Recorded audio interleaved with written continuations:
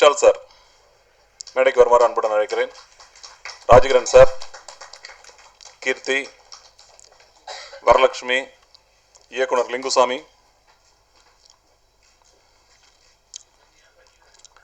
எழுத்தாளர் எஸ் ராமகிருஷ்ணன், முனிஸ்காந்த்,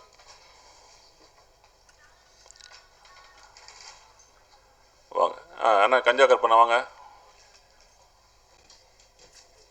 ஏகாதசி வாங்க, பாடலாசிரியர், கேமராமேன் சக்தி,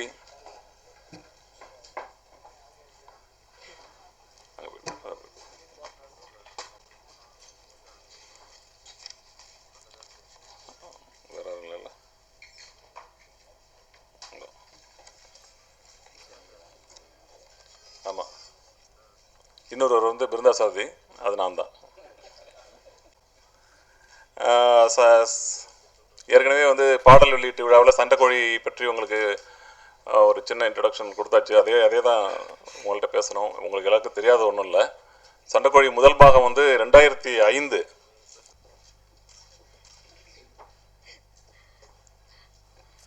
எல்லாருக்கும் வணக்கம். இன்னைக்கு கொஞ்சம் டைம் எடுத்துக்க போகிறேன் பிகாஸ் ஆடியோ லான்ச் டைமில் வந்து நிறைய பேச முடியல. So first of all let me start from our DOP Sakthi. இந்த படத்தில் வந்து எவ்வளோக்கு எவ்வளோ விஷாலுக்கு வந்து ஒரு மாஸ் சீனோ இல்லாட்டி ஒரு ஹீரோயிசமுக்காக சீன் வச்சுருக்காங்களோ அவ்வளோக்கு அவ்வளோ எனக்கு பண்ணியிருக்காரு. தேங்க்யூ சக்தி. ரொம்ப அழகாக காட்டியிருக்காரு இந்த படத்தில். அண்ட் சாங்ஸை பார்த்துருப்பீங்க, ரொம்ப ரொம்பவே நல்லாயிருக்கு. And I think this is a big huge break for Sakthi. And என் கூட இருந்த காம்பினேஷனில் வந்து பல பேர் இருந்தாங்க. ஹரிஷ் சார் இருந்தார், ஆர்ஜே இருந்தாங்க, அண்ட் ஒரு குட்டி பையன் கூட நடிச்சிருக்கான், அவன் பேர் நித்யாராஜ்னு சொல்லிட்டு, ரொம்ப நல்லாவே நடிச்சிருக்கான். அந்த வயசில் வந்து அவ்வளோ நடிக்கிறது வந்து ரொம்ப ஒரு பெரிய விஷயம். So all the best to him. Next வந்து காஞ்சா கருப்பு சார் அண்ட் முனிஷ்காந்த் வந்து படத்தில் நடிச்சிருக்காங்க. எனக்கு அவ்வளோவா காம்பினேஷன் இல்லை, பட் ஆப்வியஸ்லி அவங்கள பார்த்தாலே நம்மளுக்கு சிரிப்பு வருது. ஸோ அதே ஒரு பெரிய வெற்றி. அண்ட் கீர்த்தி செகண்ட் படம், அவங்க கூட வழக்கம் போல் சொல்லியிருக்கேன், சர்க்காரில் நடிச்சிருக்கோம். பட் ரெண்டு பேரும் வந்து காம்பினேஷன் இல்லை, இந்த படத்துலையும் காம்பினேஷன் இல்லை. பட் அவங்களோட ஃபினாமினல் ஒரு actress and I hope she grows more and more through her work. And Rajkiran sir, அவரோட ஒரு சின்ன சீன் இருந்துச்சு. ஃபர்ஸ்ட் சீன் பண்ணும்போதே என்னை கொஞ்சம் பயமுத்தி விட்டார். நடித்த உடனே சொன்னார், இந்த மாதிரி ஏம்மா பார்க்குறதுக்கு காலேஜ் ஸ்டூடெண்ட் மாதிரி இருக்கம்மா, வில்லி மாதிரி இல்லைம்மான்னு சொல்லிட்டாரு. ஸோ அது கொஞ்சம் ஒர்க் பண்ணி கிளைமேக்ஸ் வர்றதுக்குள்ளே அது கொஞ்சம் நிறைவேற்றிட்டு நினைக்கிறேன். அண்ட் அது போக Yuvan is done a fantastic job. I think Yuvan is பேக்னு எல்லாரும் சொல்கிறாங்க. ஸோ இந்த படத்தில் வந்து அவர் ப்ரூவ் பண்ணிட்டாரு. Because his music is phenomenal. And also நம்மளோட ஆர்ஆர் வந்து ரொம்ப நல்லாவே பண்ணியிருக்காரு. And especially for the climax அந்த ட்ரெய்லர் கட்டில் வந்து ரொம்ப நல்லா இருக்கு, நீங்கள் கேட்டிருப்பீங்க. Coming to the talkative Lingu sir. Lingu சாரை பற்றி பேசிட்டோன்னா வந்து ஃபஸ்ட்டு அவர் லுக் டெஸ்ட்காக ஆஃபீஸுக்கு போனேன். ஒரு சாரி கட்டிட்டு ஒரு படத்தில் எடுத்த ஃபர்ஸ்ட் டைலாக் வந்து நாங்கள் எடுத்தோம். அண்ட் அதுலேயே கொஞ்சம் பாதி ஒரு அளவுக்கு சரி பேச்சு கேரக்டர் வந்துருச்சு, பண்ணிடலான்னு சொல்லிட்டு சொன்னார். ஸோ வெரி ஹாப்பி தட் இந்த மாதிரி ஒரு கதாபாத்திரத்தை வந்து அவர் எழுதியிருக்காரு ஸ்கிரிப்டில். So that is very very powerful. And ஒரு பெண்ணுக்கான ஒரு உரிமையும் அந்த பெண்ணுக்கான ஒரு heightened level of equal to a hero வந்து எழுதியிருக்காரு. So thank you Lingu sir for that role. And I hope நான் ஜஸ்டிஸ் பண்ணியிருக்கேன் அந்த ரோலுக்காக நம்புகிறேன். நெக்ஸ்ட்டு வந்து I want to thank Vishal and as a producer and as an actor. Because producer எதுக்குன்னா வந்து ஹீஸ் டன் நிறைய செலவழிச்சார். பிகாஸ் அந்த திருவிழா செட்லாம் பார்க்கும்போது அந்த அளவுக்கு வந்து பண்ணியிருக்காங்க. அண்ட் அவங்க சொன்ன மாதிரி நிஜமாலே ஒரு திருவிழா ஃபீல் இருக்கிற மாதிரி இருந்துச்சு. So fantastic. And as an actor it was fun working with you. Because நிறைய சீன்ஸ் லிங்கு சார் வந்து ஷார்ட் போயிட்டு இருக்கும்போது சிரிச்சுக்கிட்டு போனாங்க. ஸோ அந்த டைமில் வந்து அவருக்கு கொஞ்சம் கடுப்பாச்சுன்னு நினைக்கிறேன். ஒரு 6-7 டேக்கு போச்சு சில சீனில் நாங்கள் சிரிச்சுட்டே இருக்கிறதுனால. ஸோ அதனால் போச்சு. But it was lot of fun. And climax I think it was fun beating you up அதுன்னு சொல்லலாம். And I have to thank all the assistant directors of this film. ரொம்ப கஷ்டப்பட்டாங்க. நாங்கள் எவ்வளோக்கு எவ்வளோ அந்த வெயிலில் நின்று பண்ணுமோ அவ்வளோக்கு எவ்வளோ அவங்களும் பார்த்தாங்க வேலை. Lightman, camera department, and most importantly என்னோட ஸ்டாஃப், என்னோட மேக்கப் ஆர்டிஸ்ட் ரமேஷ் அண்ணா, என்னோட hair dresser Sridhar and my assistants. அவங்க ரொம்ப நல்லாவே என்னை பார்த்துக்கிட்டாங்க. அந்த ஹீட்லேயும் அந்த விண்ட்லேயும் அவங்க ரொம்ப நல்லா பண்ணாங்க. எல்லோருக்கும் என்னோட நன்றி. அண்ட் எல்லோரும் போய் தியேட்டரில் படத்தை பாருங்கள், ரொம்ப நல்லாவே இருக்குது. பேச வசூல்னு சொல்லுவாங்க. ஸோ அது கண்டிப்பாக கிடைக்கும். All the very best. நன்றி.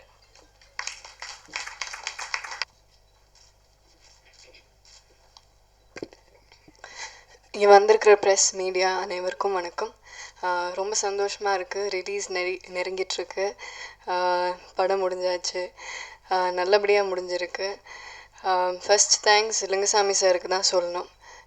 ஏன்னா பிருந்தா சார் சொன்ன மாதிரி ரொம்ப தயக்கத்தோடு தான் வந்தேன். ஆனால் இன்றைக்கி ஒரு கான்ஃபிடென்ஸோட நம்பிக்கையோடு நான் நின்றுட்டுருக்கேன். இருந்தாலும் ஒரு சின்ன பயம் இருக்குது. சார் கொடுத்த தைரியம் தான் இந்த படத்தில் நான் வரதுக்கு காரணம்.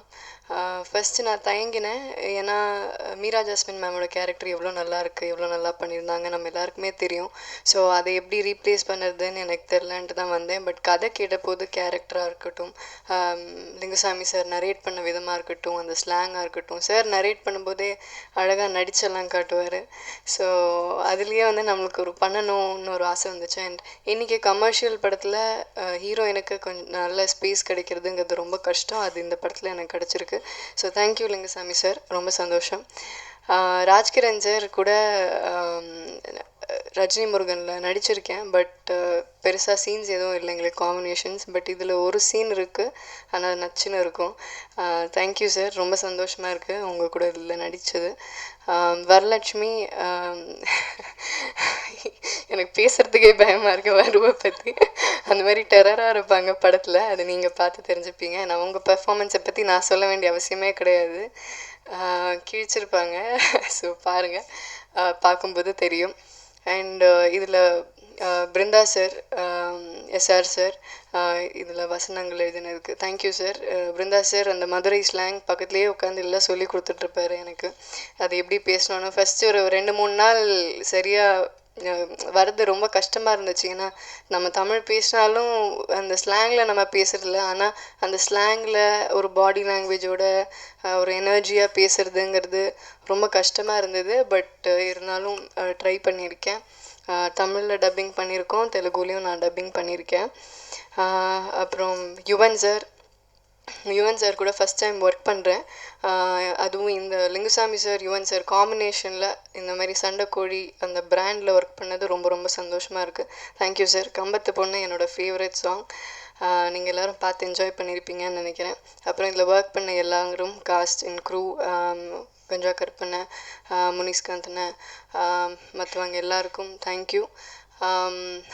அப்புறம் இதில் ஒர்க் பண்ண assistant directors, technicians, camera department எல்லாருக்கும் பெரிய பெரிய தேங்க்யூ. சக்தி, சாங்ஸ் பார்த்துருப்பீங்க. சக்தி கிட்ட நான் படம் முடிகிற டயத்தில் தான் நான் சொன்னேன் சூப்பராக இருக்குது அப்படின்ட்டு. ஸோ கடைசி ஷார்ட்டில் ஏதோ தான் சொன்னேன். அப்போ சக்தி சொன்னார்ப்பா கடைசி ஷார்ட்லேயே தான் நல்லா இருக்குன்னு சொன்னீங்களே அப்படின்னாரு. நிஜமாகவே ரொம்ப நல்லா இருக்குது சக்தி ஒர்க். கண்டிப்பாக எல்லோரும் அப்ரிஷியேட் பண்ணுற மாதிரி இருக்கும். அண்ட் இதில் காஸ்டியூம்ஸ் பண்ணவங்க எல்லாருக்கும் நன்றி. என்னோடய காஸ்டியூம்ஸ் பண்ண ஷோபனா, பாபு சங்கர் அவங்களுக்கு தேங்க்யூ. என்னோடய ஸ்டாஃப்ஸ் எல்லாருக்கும் நன்றி. அண்ட் விஷால் நல்ல ஒரு நண்பர்.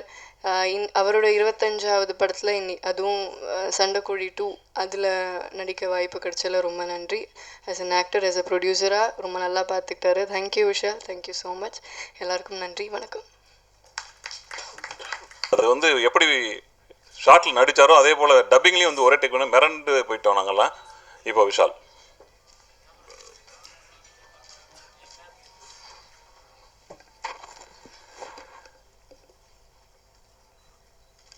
பத்திரிகை நண்பர்களுக்கும் மேடையில் இருக்கிற சண்டைக்கோழி குடும்பத்தை சார்ந்தவங்களுக்கும் என்னோடய மாலை வணக்கத்தை தெரிவிச்சுக்கிறேன்.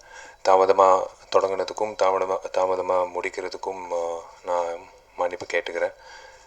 சாட்டர்டே நைட்டு மேடையில் இருக்கிற சில பேருக்கும் இங்கிட்ட இருக்கிற பல பேருக்கும் சாட்டர்டே நைட்டோட வேல்யூ என்னன்றது நல்லாவே தெரியும். என் என்ன குறிப்பாக முன் வரிசையில் இருக்கும் ஒரு தம்பி வந்து சொல்லிகிட்டு இருந்தாப்புல சாட்டர்டே நைட்டுன்னு. ஸோ அதனால் நான் ரொம்ப நேரம் எடுத்துக்க மாட்டேன். ஏன்னா எனக்கும் இந்த சாட்டர்டே நைட்டு நான் சும்மா சொல்லவே இல்லை காப்பி பார்க்கணும், ஃபஸ்ட் காப்பி பார்க்கணும், அதுதான் சொல்ல வந்தேன். ஏன்னா படம் 18ஆம் தேதி ரிலீஸ். அதுக்காக வந்து லிங்குசாமி முதல்ல ஒரு தயாரிப்பாளரை பேசிட்டேன். ஏன்னா லிங்குசாமி வந்து சென்சார்டு வேர்ஷன் தான் பேசியிருக்காரு ஒரு தயாரிப்பாளர் பற்றி, என்னை பற்றி. அன்சென்சார்டு வேர்ஷன் வந்து எனக்கும் அவனுக்கு தான் தெரியும். ஏன்னா சத்தியமாக எனக்கு தெரிஞ்சு நான் ஒரு காரணத்துக்காக தான் தேதி முன்கூட்டியே போட்டு தான் படத்தை தொடங்குறது விஎஃப்எஃப்பில். என்னோடய இயக்குனருக்கு நான் மன்னிப்பு கேட்டுக்கிறேன். ஏன்னா மேபி நான் அடுத்த திரைப்படங்களுக்கு வந்து அந்த ப்ராக்டிஸை வந்து கொஞ்சம் நிப்பாட்டலான்னு நினைக்கிறேன். ஏன்னா ஒரு சான்ஸே இல்லை. இந்த கடந்த 45 நாட்கள் வந்து இந்த போஸ்ட் ப்ரொடக்ஷன் வந்து இவ்வளோ பெரிய படம் இவ்வளோ குறுகிய காலத்தில் வந்து அந்த ஷார்ட் ஸ்பேனில் முடிக்க முடியும்னா it's hats off to the team work, day and night team work. 18th அப்புறம் எனக்கு தெரிஞ்ச லிங்கு ஒரு 8 நாள் தூங்குவான்னு நினைக்கிறேன். அப்போவும் நான் ஃபோன் பண்ணுவேன், பார்ட் 3 சொல்லிட்டாப்பில். ஸோ ஒரு ப்ரொடியூசராக இந்த டீமுக்கு நான் மொத்த டீம் யுவன் சங்கர் ராஜா, லிங்குசாமி, அந்த direction department, Sakthi DOP, camera department, Praveen editor, Tapas Nayak இப்போ ஃபைனல் மிக்சிங் பண்ணிகிட்ருக்க தபஸ் நாயக், எல்லோருக்கும் நான் மன்னிப்போட என்னோட மனமார்ந்த நன்றியை தெரிவிச்சுக்கிறேன். Thank you so much for giving a kick as product. அதனால தான் வந்து இன்றைக்கி முடிவு பண்ணோம். இது பல வருடங்களுக்கு முன்னாடி நடந்த ஒரு ப்ராக்டிஸு இப்போது கொண்டு வரலான்னு பார்த்தோம். போன படத்தில் வந்து ஃபஸ்ட் ஹாஃப் வந்து முன்கூட்டியே காட்டணும் பத்திரிகை நண்பர்களுக்கு. இந்த படத்தில் வந்து 17ஆம் தேதி காலையில் வந்து சண்டை கோழி படம் வந்து எந்தெந்த திரையரங்கத்தில் வெளியிட போதோ தமிழ்நாட்டில் அனைத்து திரையரங்கு உரிமையாளர்கள் அந்த ஓனர்ஸை வந்து கூப்பிட்டு ஒரு ஷோ போட போகிறேன் முதல் தடவையாக ரொம்ப வருஷங்கள் கழிச்சு. ஏன்னா 17th morning I want the theatre owners to see and enjoy the film first. படம் பார்க்கும்போது அவ்வளோ confidence, not over confidence, but அவ்வளோ கான்ஃபிடென்ஸ். இட்ஸ் அதை ஷேர் பண்ணிக்கணும், அந்த ஹாப்பினஸ் ஒரு தயாரிப்பாளராக ஷேர் பண்ணிக்கணும்னு நான் ஆசைப்பட்டேன். ஒரு தயாரிப்பாளராக நான் வந்து நடிகன் விஷாலை எப்படியாவது கொண்டு வந்து நிப்பாட்டணும். நான் முன்கூட்டியே சொன்ன மாதிரி அதுதான் வெஞ்சன்ஸ் ஃபிலிம் ஃபேக்ட்ரி. இது விஷால் ஃபிலிம் ஃபேக்ட்ரி நிறைய பேர் நினைப்பாங்க, இது வெஞ்சன்ஸ் ஃபிலிம் ஃபேக்ட்ரி. ஒரு வெஞ்சன்ஸோடு தொடங்கின ஒரே ராத்திரியில் தொடங்கின ஒரு விஷயம். அந்த நிறுவனத்தில் வந்து இந்த விஷால் என்ற கதாநாயகன் வந்து எப்படியாவது கொண்டு வரணும். கீழே அதான் ரஜினி சார் சொல்ல மாதிரி எல்லா ஆர்டிஸ்ட்க்கும் ஒரு சரிவு வரும். திடீர்னு எந்திரிச்சு போகிறதுக்கு அந்த துணிச்சலும் அந்த தைரியமும் அந்த தன்னம்பிக்கை இருக்கணும். ஸோ அந்த வகையில் வந்து எனக்கு ஒரு தயாரிப்பாளராக இந்த திரைப்படம் வந்து மிகப்பெரிய ஒரு பேர் கொடுக்கப்படும். தமிழ் மட்டும் இல்லை, தமிழ்லேயும் தெலுங்குல பந்தயம் கோடின்ற தலைப்பில். And where it is released I'm sure it is going to be a festival treat. இதை விட ஒரு சிறந்த தேதி கிடைக்காது. அக்டோபர் 18 வந்து இந்த ஆயுத பூஜை அன்னைக்கு கண்டிப்பாக அந்த ஃபெஸ்டிவல் மூடுக்கு ஏற்ற மாதிரி ஒரு ஃபெஸ்டிவல் படம் வரப்போகுது. கண்டிப்பாக எல்லோருக்கும் பிடிக்கும்னு நான் நம்புகிறேன். ஒரு ப்ரொடியூசராக எல்லோருக்கும் நான் நன்றி தெரிவிச்சுக்கிறேன், என்னோடய காஸ்ட் அண்ட் க்ரூ. இப்போது ஒரு நடிகனாக நான் இந்த திரைப்படத்தில் வந்து இது ஆக்சுவலாக April 14 வந்திருக்கலாம். ஒரு நவம்பர், அக்டோபர், செப்டம்பரில் தொடங்கணும். இடையில திடீர்னு ஒரு மைக்ரைன் இஷ்யூ வந்தது, நான் ஓடிட்டேன் யூஎஸ்க்கு ஒரு 20-21 days. ஏன்னா அந்த வலி தாங்க முடியாமல் so had to go and for treatment. Lingu வந்து பாவம் திடீர்னு ஃபோன் பண்ணி இந்த மாதிரி காரைக்குடியில் இருந்தாங்க படப்பிடிப்பில். நான் போக வேண்டியது அடுத்த நாள், பட் முடியல, நான் யூஎஸ்க்கு கிளம்புறேன்னு சொல்லும்போது எனக்கே வருத்தமாக இருந்தது. பட் என்னால் அந்த நேரத்தில் அந்த மாதிரி ஒரு முடிவு எடுக்க வேண்டிய ஒரு சூழ்நிலை. அண்ட் தென் ரிட்டர்ன் ஆகி வரும்போது எல்லாம் யோசித்து பார்க்கும்போது என்னோடய 25வது படம் இதை விட ஒரு சிறந்த படமாக, இதை விட ஒரு சிறந்த தேதியில், இதை விட ஒரு சிறந்த பிளாட்ஃபார்ம் மூலிமா போய் அமைஞ்சிருக்குன்னா உண்மையிலே I should actually be happy. இது ஒரு பிளெஸ்ஸிங் மாதிரி தான் அமைஞ்சு வந்திருக்கு எனக்கும். லிங்கு சொல்கிற மாதிரி இந்த படத்தில் நடித்த எங்கள் அப்பா கதாபாத்திரம் ராஜ்கிரண் சார் வந்து கிராமத்து காட்ஃபாதர் ராஜ்கிரண் சாருக்கு வந்து நான் என்றைக்குமே ஒரு விதத்தில் கடமைப்பட்டிருக்கேன். அவரை தொட்டாலே எனக்கு பாசிட்டிவ் எனர்ஜி வந்துடும். அவருக்கு சில நேரத்தில் அது புரியும், சில நேரத்தில் புரியாது. என்னை கட்டி பிடிச்சிட்டு அவர் ஒரு விஷயம் அது சொல்லும்போது ஆட்டோமேட்டிக்காக எந்திரிச்சு இன்னும் ஒரு 10 பிரச்சனை தோளில் போட்டுக்கிட்டு போயிட்டே இருக்கலாம்ன்ற மாதிரி ஒரு தைரியம் வரும். ராஜ்கிரண் சாரை பார்த்த உடனே வந்து லிங்குசாமி எதுவுமே சொல்ல மாட்டாப்புல படப்பிடிப்பில். ஆட்டோமேட்டிக்காக ஐயா துரையா முன்னாடி எப்படி மகன் நிற்கணுமோ, மாமாக்கள் எப்படி அந்த மாதிரி ஒரு ஃபேமிலி அமைப்பு எப்படி இருக்கணுமோ அதே மாதிரி ஆட்டோமேட்டிக்காக நாங்கள் பாடி லாங்குவேஜ் வந்து செட் ஆகிடுச்சு, டியூன் ஆகிடுச்சு. இப்போ நாளைக்கு சண்டைக்கோழி 3 தொடங்கும் போது கூட நாங்கள் ஆட்டோமேட்டிக்காக லொக்கேஷன் சொன்னால் போதும், நாங்கள் ஆட்டோமேட்டிக்காக பொசிஷன் எடுத்துக்கிட்டு ஐயா முன்னாடி ஐயா பின்னாடி யார் நிற்கணும் ஆட்டோமேட்டிக்காக இந்த பிரச்சனை இல்லை லிங்குசாமிக்கு 3ஆம் பாகத்தில். ஏன்னா நான் அப்படி தான் எங்கள் அப்பாவை பார்க்குற மாதிரி தான் ஒரு உணர்வு இருக்குது ராஜ்கிரண் சார்து. எனக்கு ரொம்ப ரொம்ப சந்தோஷமாக இருக்குது. ராஜ்கிரண் சார் மாதிரியே நானும் எதிர்பார்க்குறேன் அந்த 3ஆம் பாகம் சீக்கிரமாக தொடங்கும்ன்ட்டு. அண்டு 2 முக்கியமான விஷயங்கள் இந்த படத்தில், 2 அழகான விஷயங்கள் அமைஞ்சிருக்கு. படத்தில் எப்படி மீரா ஜாஸ்மின் நடித்து எல்லோரோட மெமரியில் வந்து அப்படியே ஆழமாக பதிஞ்சாங்களோ அதே மாதிரி இந்த படத்தில் வந்து அதாவது இந்த படத்தோட ஹைலைட்டு கீர்த்தி காயத்ரினா like because a good friend. So அந்த உரிமையோட அவங்களோட நிஜ பேர் காயத்ரின்னு அடிக்கடி கூப்பிடுறது. கீர்த்தி பொறுத்த வரைக்கும் 2 விஷயம். we are all waiting for to hold her national award. காத்துக்கிட்டு இருக்கோம். இது வந்து டெஃபினட்டாக நடக்கும். ஒரு எக்ஸ்ட்ராடினரி ஆக்ட்ரஸ் ப்ரூவ் பண்ணிட்டாங்க. ஒரு லவ்லி ஹியூமன் பீயிங், அது கண்ணால் பார்க்கும்போது தெரியுது. அதே சமயத்தில் இந்த படத்தில் அவ்வளோ க்யூட்டான ஒரு செம்பருத்தின்ற கதாபாத்திரத்தில் வந்து ரொம்ப சிறப்பாக ஹீரோ என்னென்ன பண்ணணுமோ அது வந்து இந்த படத்தில் வந்து அவங்க டேக் ஓவர் பண்ணிட்டாங்க. லென்த்தி பிஜிஎம் எல்லாமே அவங்க பண்ணிட்டாங்க இந்த படத்தில். 2வது முக்கியமான ஹைலைட்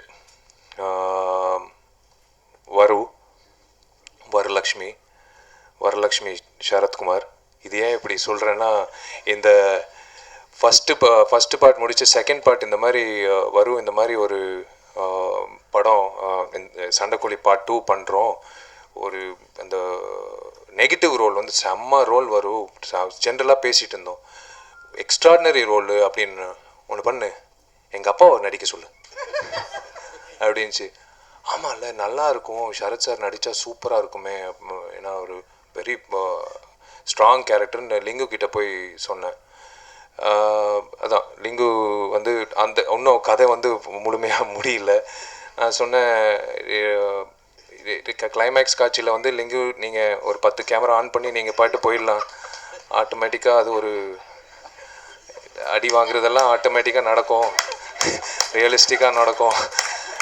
அதுக்கு வெறும் பஞ்ச் சவுண்ட் கூட தேவையில்லை, அடிக்கிற அடியில் 4 கிலோமீட்டர் தாண்டி கூட கேட்கும் அப்படின்னு சொன்னேன் இல்லை லிங்குக்கு. பட் அதை தாண்டி அமைஞ்சது பாருங்கள் விதி, ஃபேட். நல்ல ஒரு விஷயம்.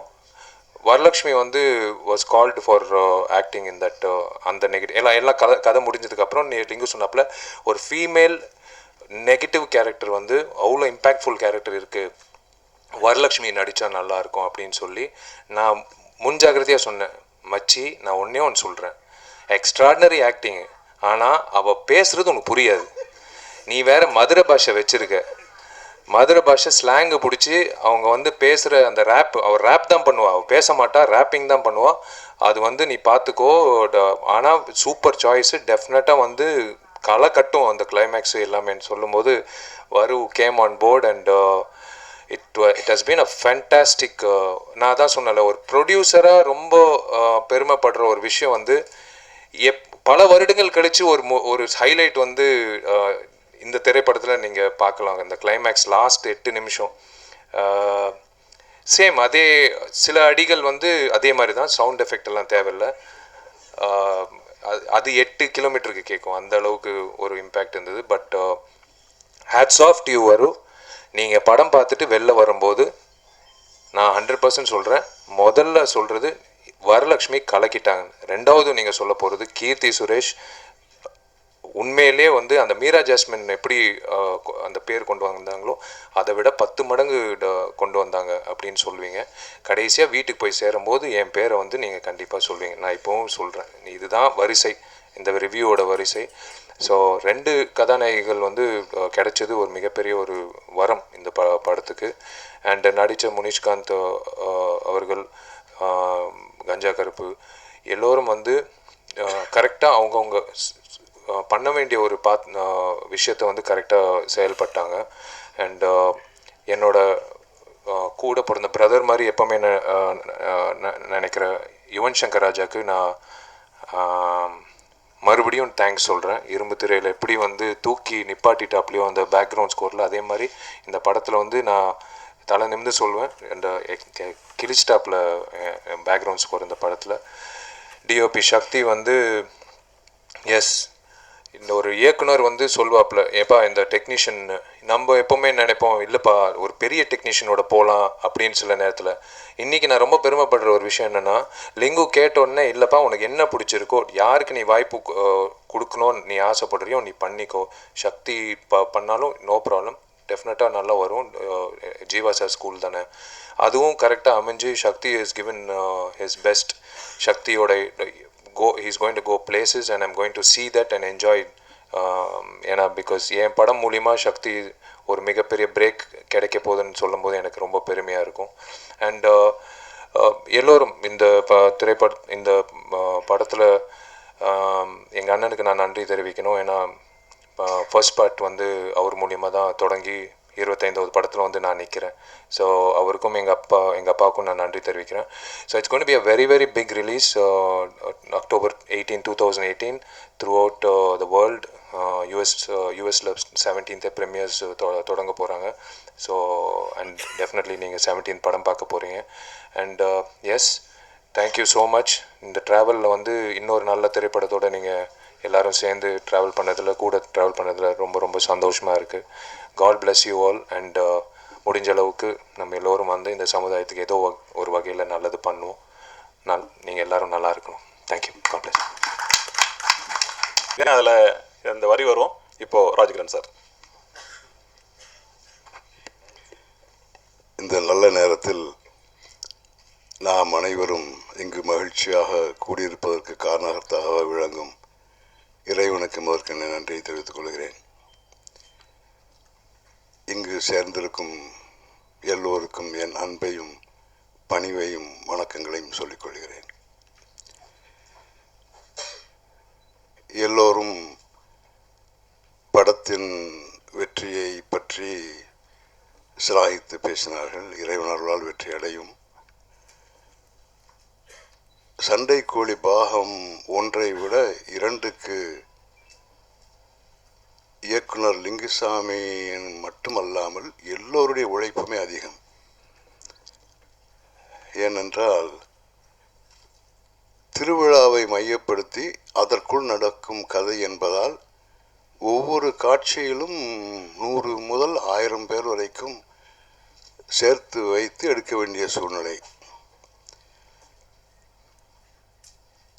இயக்குனரிலிருந்து லைட்மேன்கள் வரை எல்லோருக்குமே கஷ்டம் அதிகம், உழைப்பு அதிகம். லிங்குசாமி இதை ஒரு தவமாக செய்திருக்கிறார் என்றுதான் நான் எண்ணுகிறேன்.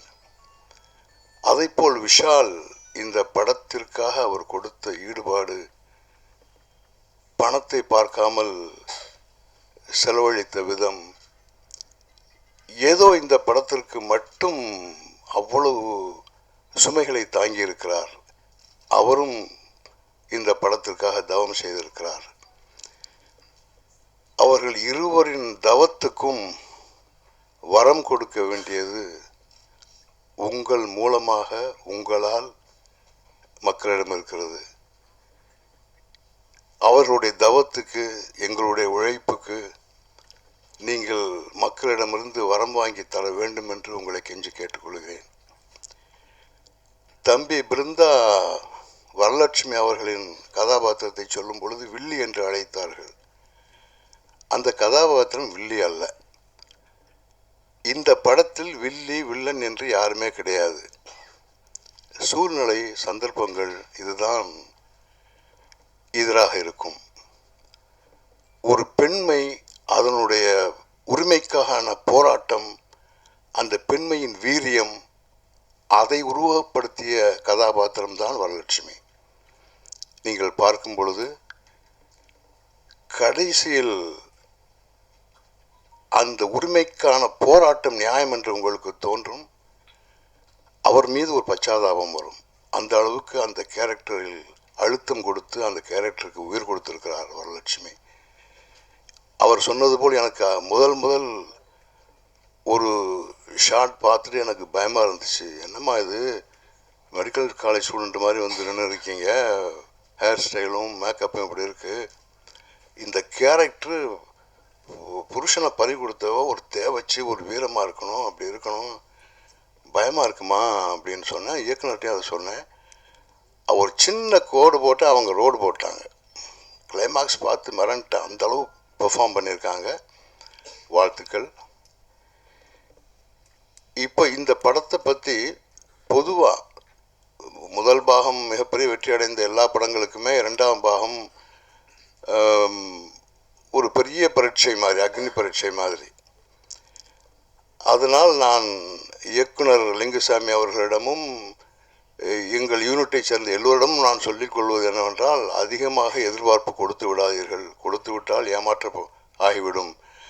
நம்ம நல்ல சரக்கு எடுத்து வச்சுருந்தா கூட அதிகமான எதிர்பார்ப்பு ஏற்பட்டுருச்சுன்னா அப்புறம் சுமாராகத்தான் இருக்குன்னு சொல்லிவிடுவாங்கன்னு. ஸோ அது இல்லாமல் இது ஒரு படமாக பார்த்தோம்னா இது பெரிய படம். இந்த அளவுக்கு எதிர்பார்ப்பே கொடுக்காமல் மக்களை கொண்டு வந்து எங்களிடம் சேர்க்க வேண்டிய பொறுப்பை உங்கள் கைகளில் ஒப்படைக்கிறேன். வணக்கம்.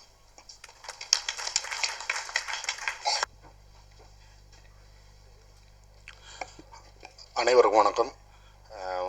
லிங்கசாமி சாருக்கு பெரிய நன்றியை சொல்லிக்கிறேன். ஏன்னா பெரிய டைரக்டரோட நடித்தாலும் ரொம்ப பெருமையாக இருக்குது சாரோட நடித்தது. ஏன் அப்படின்னா, நான் ஒரு விஷயம் நடித்து காட்டினாலும் அது தப்பாக இருந்தாலும் தப்புன்னு சொல்ல மாட்டார். நல்லா இருக்கு, இருங்க நான் ஒன்று நடித்து காட்டுறேன், அந்த மாதிரி தான் இது பண்ணார். விஷால் சார் சொல்லவே தேவையில்லை. அந்த அண்ணன் சொன்ன மாதிரி 2 இதுக்கு தலைவர். டெய்லி 20 பேர் வந்துடுவாங்க ஏதோ ஒரு பிரச்சனைன்ட்டு. அதையும் பார்த்துட்டு ஓன் ப்ரொடக்ஷனையும் பார்த்துட்டு நடிக்கவும் செய்வார். சார் எப்போ டென்ஷனாக இருக்கார் என்ன அப்படின்றது அவர்கிட்ட இருக்கும்போது நான் கொஞ்சம் பார்த்து தான் இருப்பேன். ஆனால் எப்பயும் போல் அவ்வளோ வேலை இருந்தாலும் நார்மலாக தான் இருப்பார். நான் அதை ஒரு நாள் கூட கேட்டேன், சார் எப்படி சார் இதெல்லாம் உங்களால் இருக்க முடியும்? என்னால் நம்ம சிரிப்பு மட்டுமே பதிலாக இருந்தது. அவர் கூட நடித்தது ரொம்ப சந்தோஷம். ராஜீவன் சாரோட நடித்தது அதை விட ரொம்ப பெருமையாக இருக்குது. ஏன் அப்படின்னா, ஷூட்டிங் ஸ்பாட்டில் பார்த்தீங்கன்னா ஊருக்காரங்களாம் நிறைய பேர் நடித்தாங்க. இப்போ நாங்களாம் போனோம்னா அந்த ஆர்டிஸ்ட்டு அதுக்கு உண்டான வணக்கம் தான் இருக்கும். ஆனால் ராஜீவன் சார் வரும்போது மட்டும் அந்த ஊர் தலைவருக்கு என்ன வணக்கம் கொடுக்குறாங்களோ அந்த மாதிரி ஒரு வணக்கம் தான் இருக்கும். நான் பார்த்த அளவு அப்படி தான் இருந்தது. அப்படி ஒரு பிம்பத்தை ஏற்படுத்தி வச்சுருக்காரு. அப்புறம் ஒளிப்பதிவாளர், அப்புறம் கீர்த்தி சுரேஷ் மேம், வரலட்சுமி மேம், இவங்களோட நடித்தது எனக்கு பெருமையாக இருக்குது. நன்றி, வணக்கம்.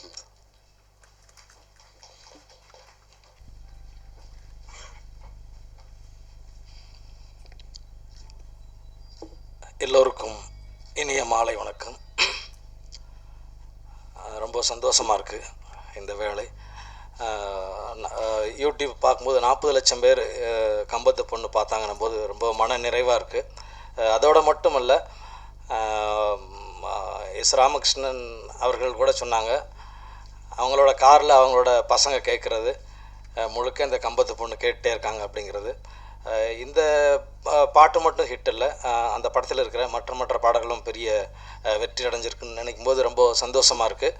அதுக்கப்புறம் இந்த கம்பத்து பொண்ணை ஒரு குட்டி பொண்ணு பாடியிருப்பா ரொம்ப செல்லமாக, அதோட பல்லவி சரணம்லாம். அது யூடியூப்பில் ஒரு பெரிய வெற்றி அடைஞ்சிருக்கு. ரொம்ப அழகாக அவள் பாடுறா. ஒரு இளைஞர் வந்து அதை விசில்லே வந்து அந்த பாட்டை பாடியிருக்காரு. அதுவும் யூடியூப்பில் முகநூல்ல பெரிய வெற்றி அடைஞ்சிருக்கு. இப்படி எல்லோரும் முணுமுணுக்குகிற பாடலாக அது அமைந்திருக்கிறது. பெரும் சந்தோஷமாக இருக்கிறது. எனக்கு நண்பர் யுவன், அண்ணன் லிங்குசாமி அவங்க கூட்டணியில் இது முதல் படமே ஒரு மாபெரும் வெற்றியை தந்திருக்கிறது என்பது பெரும் மகிழ்ச்சி. அதுக்கப்புறம் இப்போ இந்த ட்ரெய்லர் இதெல்லாம் பார்க்கும்போது ரொம்ப மனசு பதட்டமாக இருக்குது. பொதுவாக நம்ம பாடல் எழுதுகிற சூழலில் ரொம்ப அமைதியான சூழலில் எழுதுறது நம்மெல்லாம். இந்த பாடல் பல்லவி உருவானது நண்பர் யுவனோட அந்த அறையில், கம்போசிங் அறையில் இதமாக உருவாகுது. திரும்ப சரணங்களை நான் வீட்டில் அமைதியான சூழலில் எழுதுகிறேன்.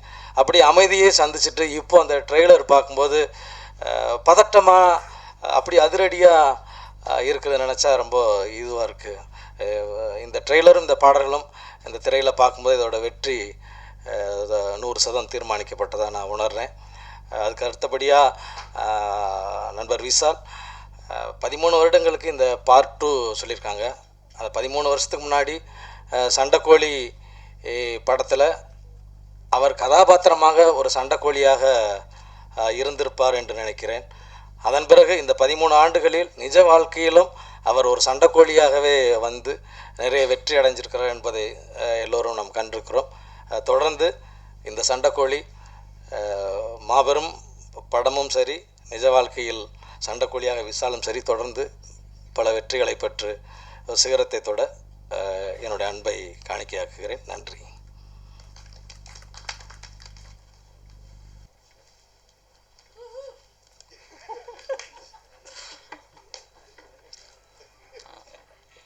வணக்கம்.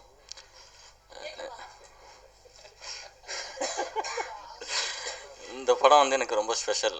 வந்து என்ன பார்ட் 1 வந்து எனக்கு குருநாதர் பண்ணாங்க. ஸோ அதில் அசிஸ்டண்ட்டாக இருந்தேன் நான். So Lingusamy sir, Vishal sir அப்படி பார்க்க. ஸோ அதாவது இந்த படம் வந்து ரொம்ப ஸ்பெஷல். பார்ட் 1ல் நான் விஷால் சார் எப்படி பார்த்தனோ அப்படியே தான் இப்போ இருக்காரு. ஸோ அதே மாதிரி லிங்குசாமி சார் வந்து பார்ட் 1ல் வந்து நீ அசிஸ்டண்ட்டாக பார்த்துருக்காங்க. இப்போ வந்து இந்த படத்துக்கு டிஓபியாக ஃபிக்ஸ் பண்ணது வந்து அவரோட கான்ஃபிடென்ட்டுக்கு நான் வந்து எப்போதுமே ரொம்ப கடமைப்பட்டிருக்கேன். ரொம்ப சந்தோஷமாக இருக்குது. அவர் கொடுத்த ஃப்ரீடம், ஸ்பாட்டில் கொடுத்த ஃப்ரீடம் என்னை ரொம்ப கம்ஃபர்டபுளாக வச்சுப்பார். ஸ்பாட்டில் ரொம்ப ஃப்ரீயாக ஒர்க் பண்ண விட்டார். அதனால தான் என்னால் வந்து நிறையா ஷார்ட்ஸ்லாம் ரொம்ப நல்லா வைக்க முடிஞ்சுது. ஸோ அதுக்கு ரொம்ப தேங்க்ஸ் சார். அப்புறம் ப்ரொடியூசராக விஷால் சார் டெக்னிக்கலாக கொடுத்த சப்போர்ட். நான் பார்ட் 1ல் அவர் வந்து ஸ்பாட்டில் எப்படி பார்த்தனோ அதே மாதிரி தான் இப்போயும் இருக்கார். ஐ மீன் பார்க்குறதுக்கும் சரி, ஸ்பாட்லேயும் சரி அப்படியே இருக்கிறாரு. அப்புறம் கீர்த்தி சுரேஷ் மேம், அவங்க வந்து ஃபஸ்ட் காப்பி பார்த்துட்டு என்னோடய அசிஸ்டன்ட்ஸ் நிறைய பேர் அவருக்கு ஃபேன் ஆகிட்டாங்க. ஆக்சுவலி அந்த மாதிரி ரொம்ப நல்லா பண்ணியிருக்காங்க. ராஜ்கிரண் சார் வந்து பார்ட் 1ல் நான் வந்து ஓப்பனாக சொல்கிறேன், சாருக்கு தர்மக்கோல்லாம் பிடிச்சிட்டு இருந்திருக்கேன். அதே கம்பீரம் இப்பையும் அப்படியே மாறாமல் இருக்குது. வரலட்சுமி மேம் வந்து பேச்சுன்னு ஒரு ரோல் பண்ணியிருக்காங்க. பேச்சுக்கு மறு பேச்சு கிடையாது. ஸோ அவ்வளோ சூப்பராக பண்ணியிருக்காங்க. லிங்குசாமி சாருக்கும் விஷால் சாருக்கும் ரொம்ப நன்றி. தேங்க்யூ.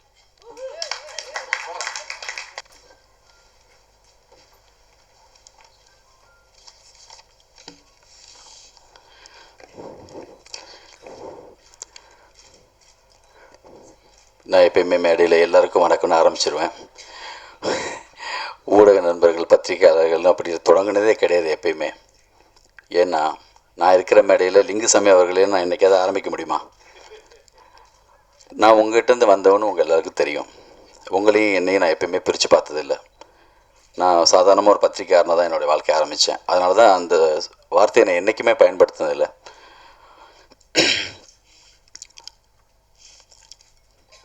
ஒரு படம் எடுத்துகிட்டு நான் இந்த படத்தை பொறுத்த வரைக்கும் நான் நினச்சது என்னென்னா, பேசாமையே வந்து படத்தை வந்து ரிலீஸ் பண்ணிடலாம், நிறைய வந்து சொல்ல வேணாம், பேச வேணாம். ஒரு உழைச்சிருக்கோம், உண்மையாக ஒரு வேலை பார்த்துருக்கோம், அதுக்கு எப்பயுமே ஒரு மரியாதை வந்து உண்மையான உழைப்புக்கு ஒரு மரியாதை கண்டிப்பாக வரும். நம்ம உழைச்சிருக்கோம் நினச்சிட்டு ஒரு சில வேலை பார்த்துருப்போம், அதில் ஏதோ ஒரு சின்னதாக ஒரு பர்சன்டேஜ் கணக்கு கண்டிப்பாக ஏதோ எனர்ஜி லெவல் குறைஞ்சிருக்கும். அதனால தான் ஒரு தடவை தப்பு நடந்திருக்கும்.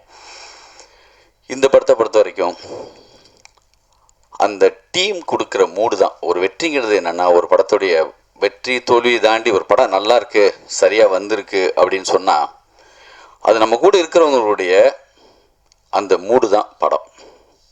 நான் ஆனந்தமும் அப்படி தான்.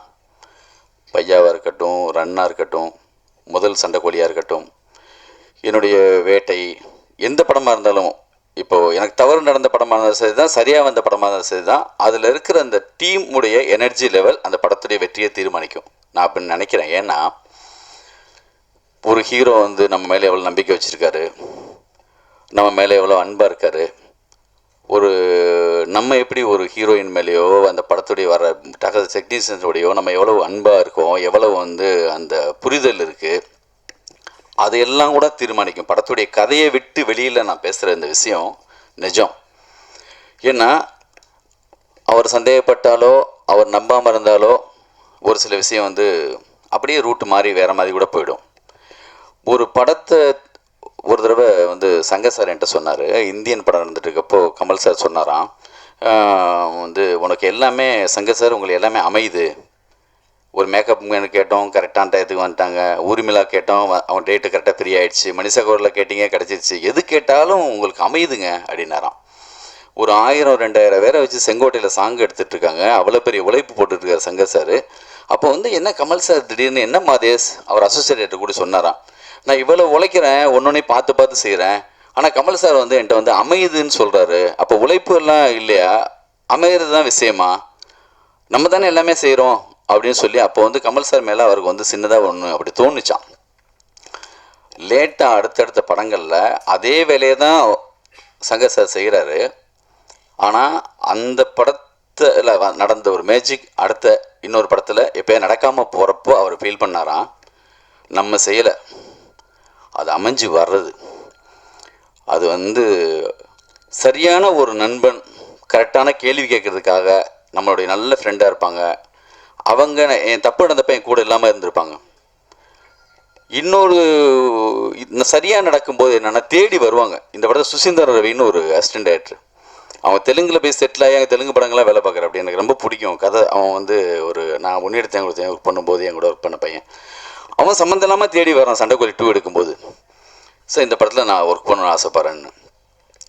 ஒரு சில விஷயங்கள்லாம் வந்து என்னென்னா தானாக அது நல்லது நடக்கணும்னு முடிவு பண்ணிட்டா அதுவாகவே செஞ்சுக்கும். நம்ம எவ்வளவு தான் உழைச்சாலும் என்ன தான் பண்ணாலுமே ஒரு சில படங்கள்லாம் நம்ம நினச்சது வராது, ஒரு சில இதெல்லாம் அமைஞ்சு அப்படியே வரும். இதில் என் கூட இருந்தவங்க எல்லாருமே அப்படி அமைஞ்சு வந்திருக்குன்னு நான் நம்புகிறேன். அப்படி தான் இந்த வேலையும் பார்த்துருக்கோம். இந்த படத்தை பொறுத்த வரைக்கும் வந்து என்னென்னா சண்டைக்கோழி 1 மூடு இருக்குல்ல, 13 வருஷமாக செய்தான். எனக்கு இன்றைக்கும் அது இருக்குது, அப்படியே மனசில் இருக்குது. அந்த படம் எடுத்தது, அந்த ஃபேமிலி. ராஜகிரண் சார் வந்து நான் ஓப்பனாக இன்றைக்கி ஒரு உண்மையை ஒத்துக்கிறேன்.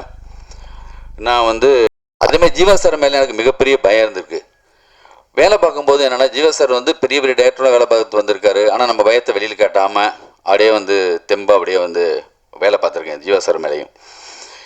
இந்த படத்தில் வந்து என்னென்னா நான் வந்து எதையுமே மிஸ் பண்ணிடக்கூடாதுன்னு எழுதிட்டு வருவேன், ஆனால் அதை எப்பயுமே பேச மாட்டேன்.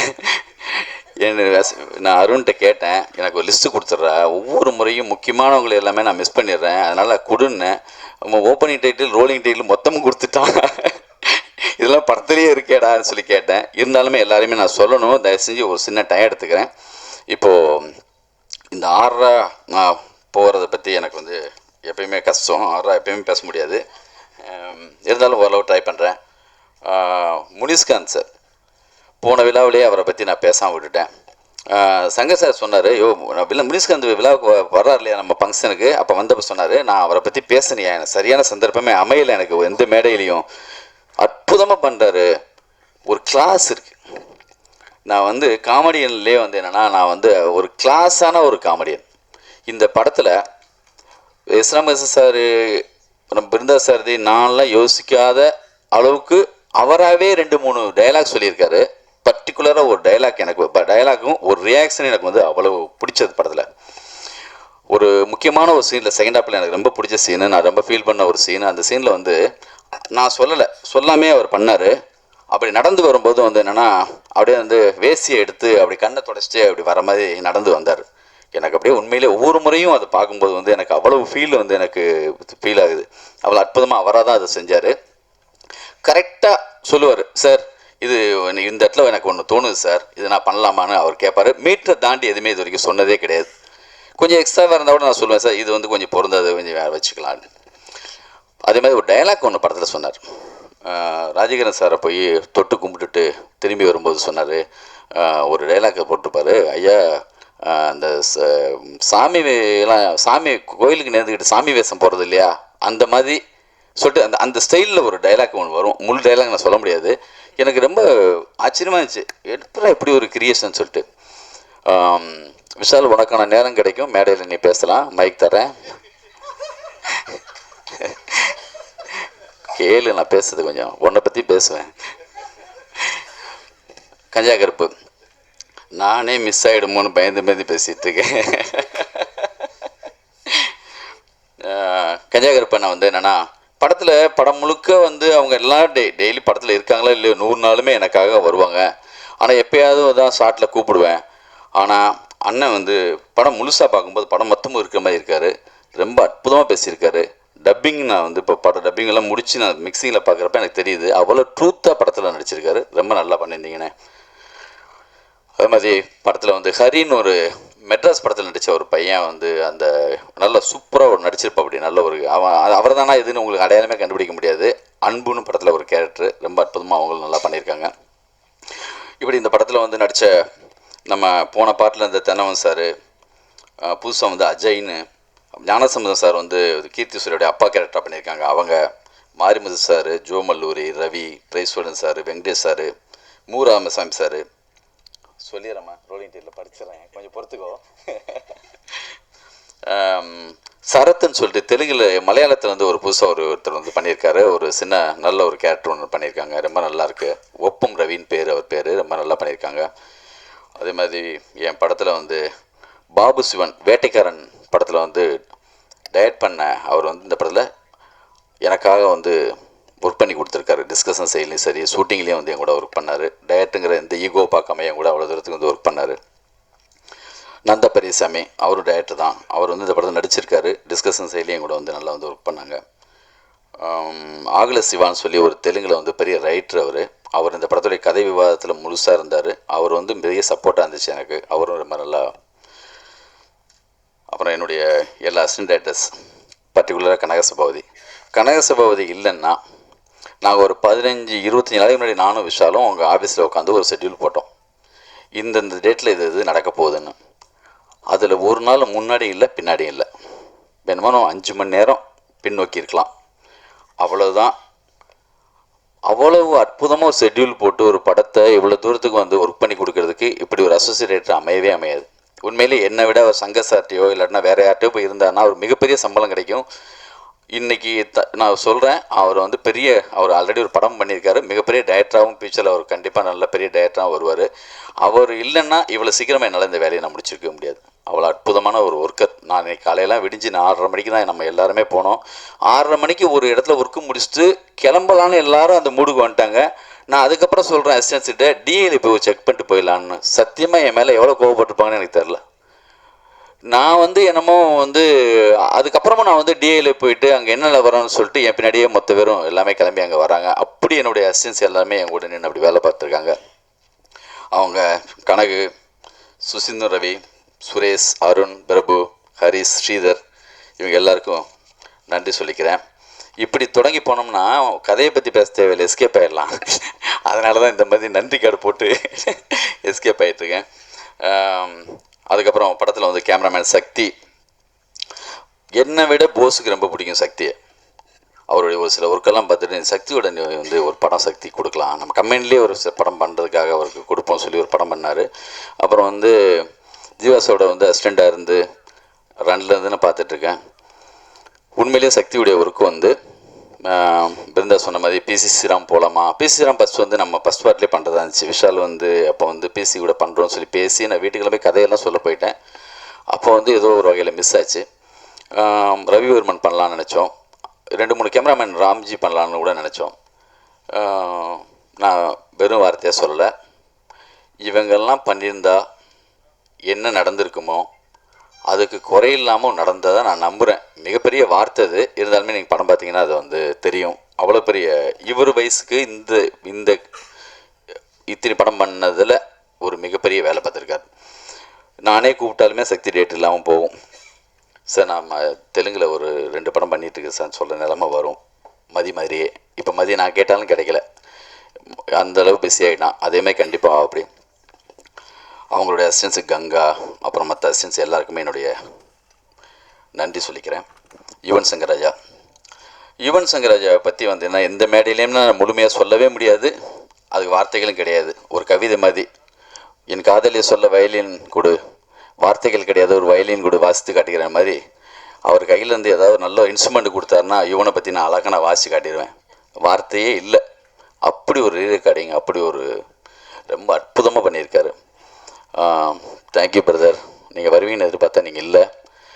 நேற்று ஏதோ சிங்கப்பூர் போனதா சடனாக ப்ரோக்ராம் சொன்னாங்க, போய் சொன்னாங்க. அவருக்கு என்னுடைய பிரவீன் சார். ஆண்டனி தான் என்னுடைய எல்லா படத்துலையுமே எடிட்டராக ஒரு 4-5 படங்கள் இருந்தார். இந்த படத்தில் அவர் இல்லை. இந்த படத்தில் வந்து பிரவீன் சார் தான் நான் ஃபஸ்ட் டைம் அவரோட ஒர்க் பண்ணுறேன்.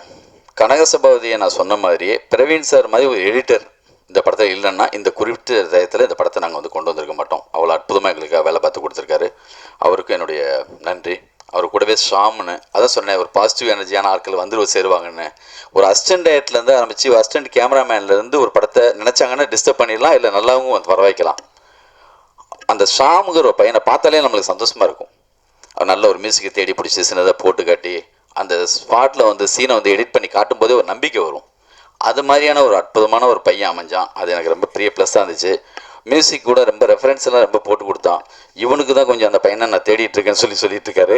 ஆனால் வந்து எனக்கு ரொம்ப ப்ளஸ்ஸாக இருந்துச்சு. தேங்க்யூ எல்லாருக்கும். அவங்களுக்கும் இப்போ எங்கேயோ ஒரு ஹோட்டலில் வேலை பார்த்து தான் இருப்பான் அவனும் சரி. பிரபு நம்ம அசிஸ்டண்ட் ஒருத்தர் இருப்பான், சொல்லுவாங்க ஒரு முறை அவனை முன்னாடி வர சொல்லாதீங்க, எனக்கு என்னை விட அதிகமான முடி வச்சுருக்கான் அவன். எனக்கும் அவங்க இருக்கிறது எனக்கு பெரிய ஒரு சப்போர்ட்டு. அவனை வச்சு நான் நம்ம இதில் எஸ்கேப் ஆகிறதுக்கு வழி இருக்குது. நான் எதோ ரெஸ்டாரண்ட்டில் வந்து ஒரு நல்ல ரெட் கலர் டிஷர்ட்டு போட்டு சஜஷனில் உட்காந்தேன்னா யாராவது வந்து உங்கள் அண்ணன் எங்கே பார்த்தாலும் ஒரு பொண்ணோடையே சுற்றிட்டு இருக்கான்னு போஸுக்கெல்லாம் தகவல் வரும். நான் சொல்லுவேன், டே நம்ம பிரபுடா அதை தான் பார்த்துட்டு எல்லாம் அப்படி சொல்கிறாங்க, எஸ்கேப் ஆகிறதுக்கு எனக்கு சான்ஸு. அதுக்கப்புறம் ஃபைட் மாஸ்டர். இந்த படத்தில் வந்து அனலரசு தான் ஃபைட் மாஸ்டர். நான் ஃபஸ்ட் டைம் ஒர்க் பண்ணுறேன்.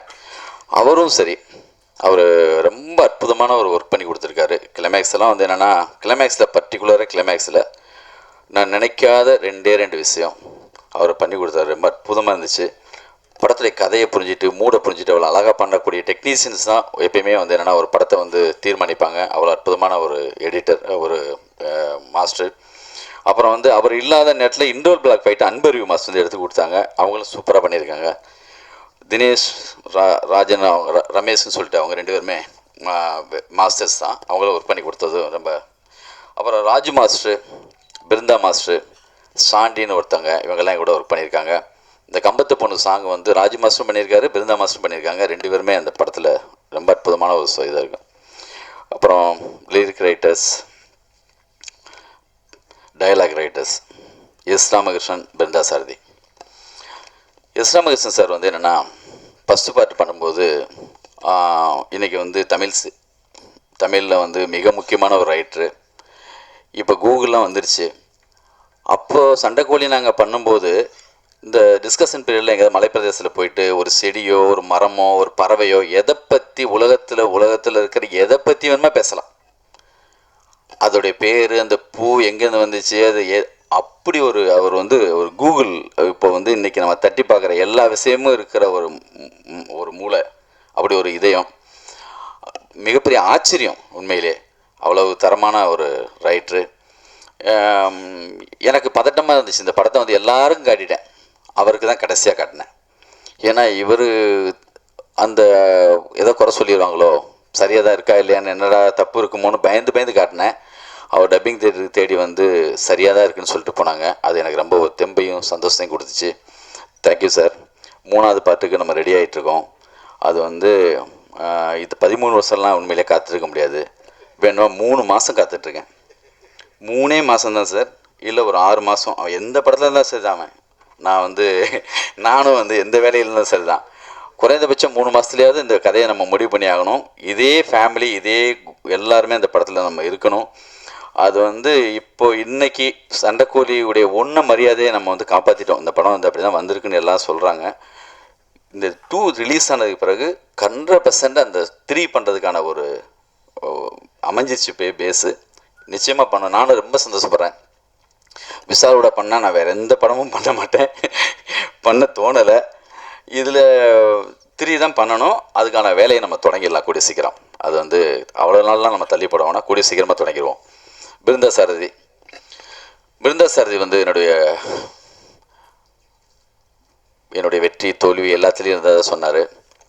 எனக்கு வந்து பல நேரங்களில் என்னுடைய வந்து கான்ஃபிடென்ட் கொடுக்குற ஒரு முக்கியமான ஒரு நண்பர். எனக்கு படத்துக்கு மட்டும் இல்லை, படத்துக்கு வெளியிலேயே எனக்கு டைலாக் எழுதி கொடுப்பாரு. நான் வந்து ரொம்ப அப்செட் ஆகியிருக்கப்போ வந்து அவர் சொல்கிற ஒரு சொல் போதும் என்னை வந்து என்னென்னா பெரிய தெம்பாக்கி விட்டுரும். அப்படி வந்து என்னென்னா ஆனந்தம் படம் வந்து ஷூட்டிங் போகிறதுக்கு முன்னாடி எனக்கு ஒரு வார்த்தை சொன்னார். நான் பயந்து செத்து இருந்தேன். எப்படியா அந்த படத்தை நம்ம இவ்வளோ பெரிய மம்முட்டி இவ்வளோ பேர் வராங்களே பயமாக இருக்குது அப்படின்னு சொன்னார். எதுக்கு பயப்படுற, எவ்வளோ பெரிய தாஜ்மஹாலாக இருந்தால் கூட அது ஒரு செங்கலில் ஸ்டார்ட் பண்ணி தான் ஏன் வந்து கட்டி முடிக்கப்பட்டது. முதல் ஸ்டெப்பு தான் முக்கியம், முதல் ஷாட்டு தான் முக்கியம், நீ அதை மட்டும் திங்க் பண்ணு, மற்ற எல்லாமே நடக்கும் அப்படின்னு சொன்னார். அது எனக்கு பெரிய தெம்பாக இருந்துச்சு. இப்படி என் வாழ்க்கை முழுக்கவே படத்துக்கு மட்டும் இல்லாமல் படத்துக்கு வெளியிலேயும் எனக்கு டைலாக் சொல்லக்கூடிய மிக முக்கியமான ஒரு நண்பர்.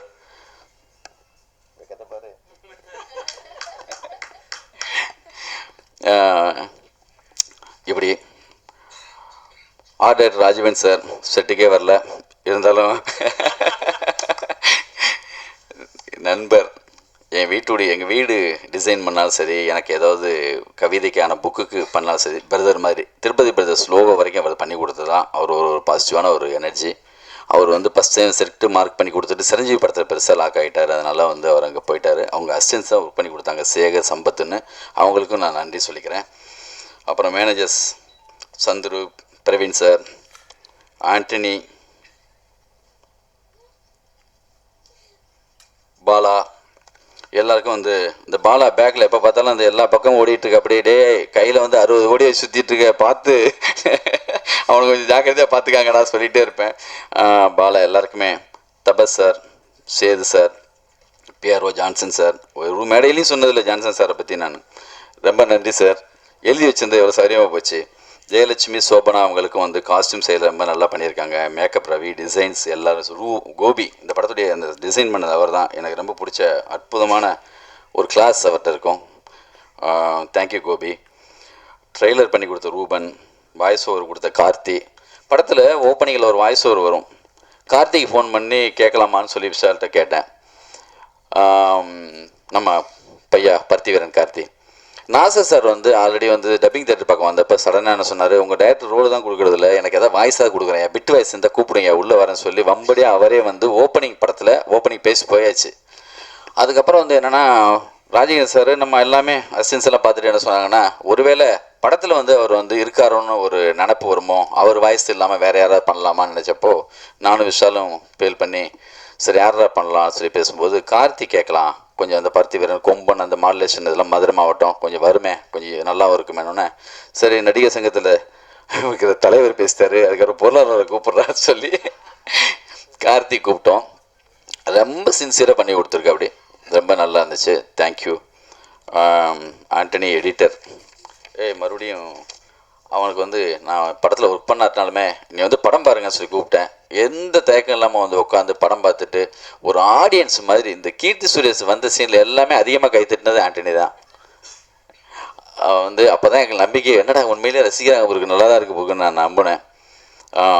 பாடல்கள் எழுதின அறிவுமதி என்ன, பா விஜய், மதன் கார்கி, ஏகாதேசி, ஏக்நாத், அருண் பாரதி, பிருந்தா எல்லாருக்கும் என்னுடைய நன்றி.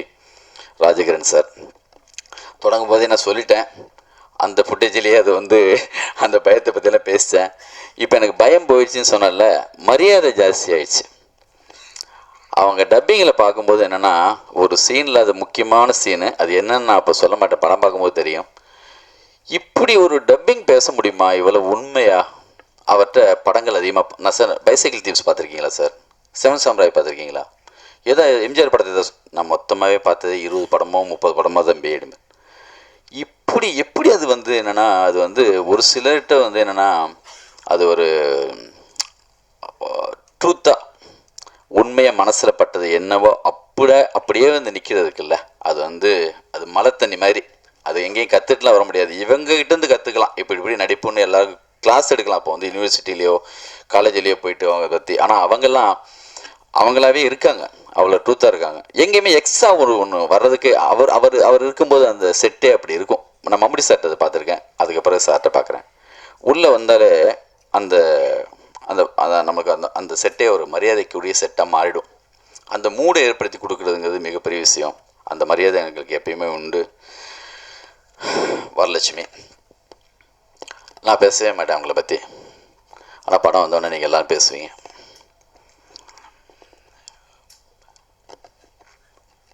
ரொம்ப விளையாட்டாக இருக்க மாதிரி இருக்காங்கல்ல, மோர் சின்சியர். நான் விழாவுக்கு வர்றதுக்கு முன்னாடி 7 மணிக்குன்னு சொன்னாங்க, யார் இருக்காங்களோ இல்லையா வரலட்சுமி இருக்குன்னு நான் சொல்லிட்டு வந்தேன். ஸ்பாட்டுக்கு அப்படி தான் வருவாங்க. இந்த சின்சியர் வந்து உங்களை வந்து அந்த இது மட்டும் போதும். நான் சினிமாவில் வந்து எனக்கு நானும் மேக்ஸிமம் இந்த டைம் மெயின்டைன் பண்ணணும்னு நான் நினப்பேன். ஓரளவு அதை ஃபாலோ பண்ண ட்ரை பண்ணுவேன். அந்த தகுதி தான் முதல் தகுதியாக நான் நினைக்கிறேன். அமிதாப் பச்சன்லேருந்து ஆரம்பித்து ரஜினி சார்லேருந்து விஜய்லேருந்து எல்லா நடிகரையும் நான் கேள்விப்பட்டதில் டைமிங்கை வந்து இருந்தவங்க யாருமே தோற்றதா சரித்திரமே கிடையாது. நம்ம டைம் பீரியட்மா இருக்கலாம், ஆனால் நான் தொடங்குனது லேட்டு. டைமிங்கை பற்றி பேசுகிறான்னு நினைக்காதீங்க. நம்ம ஊர் டிராஃபிக் அந்த மாதிரி. ஆனால் ஹீரோவை பொறுத்த வரைக்கும் அவர் வந்து 10 விஷால் இருந்தால் அவர் டயத்துக்கு வர முடியும். ஏன்னா அவருடைய வேலைகள் அந்த மாதிரி. அதனால தான் அவரும் கொஞ்சம் லேட்டாக வந்தார். இருந்தாலும் வரலட்சுமிகிட்ட நான் அதை நான் பார்த்தது, அது கொண்டு போய் உங்களை ஒரு இடத்துல சேர்த்துரும். 100% அது அப்படி இருப்பீங்க, ஆகும். பாருங்கள், நான் சொல்கிறேன், இந்த படத்துக்கு பிறகு பாருங்கள். கீர்த்தி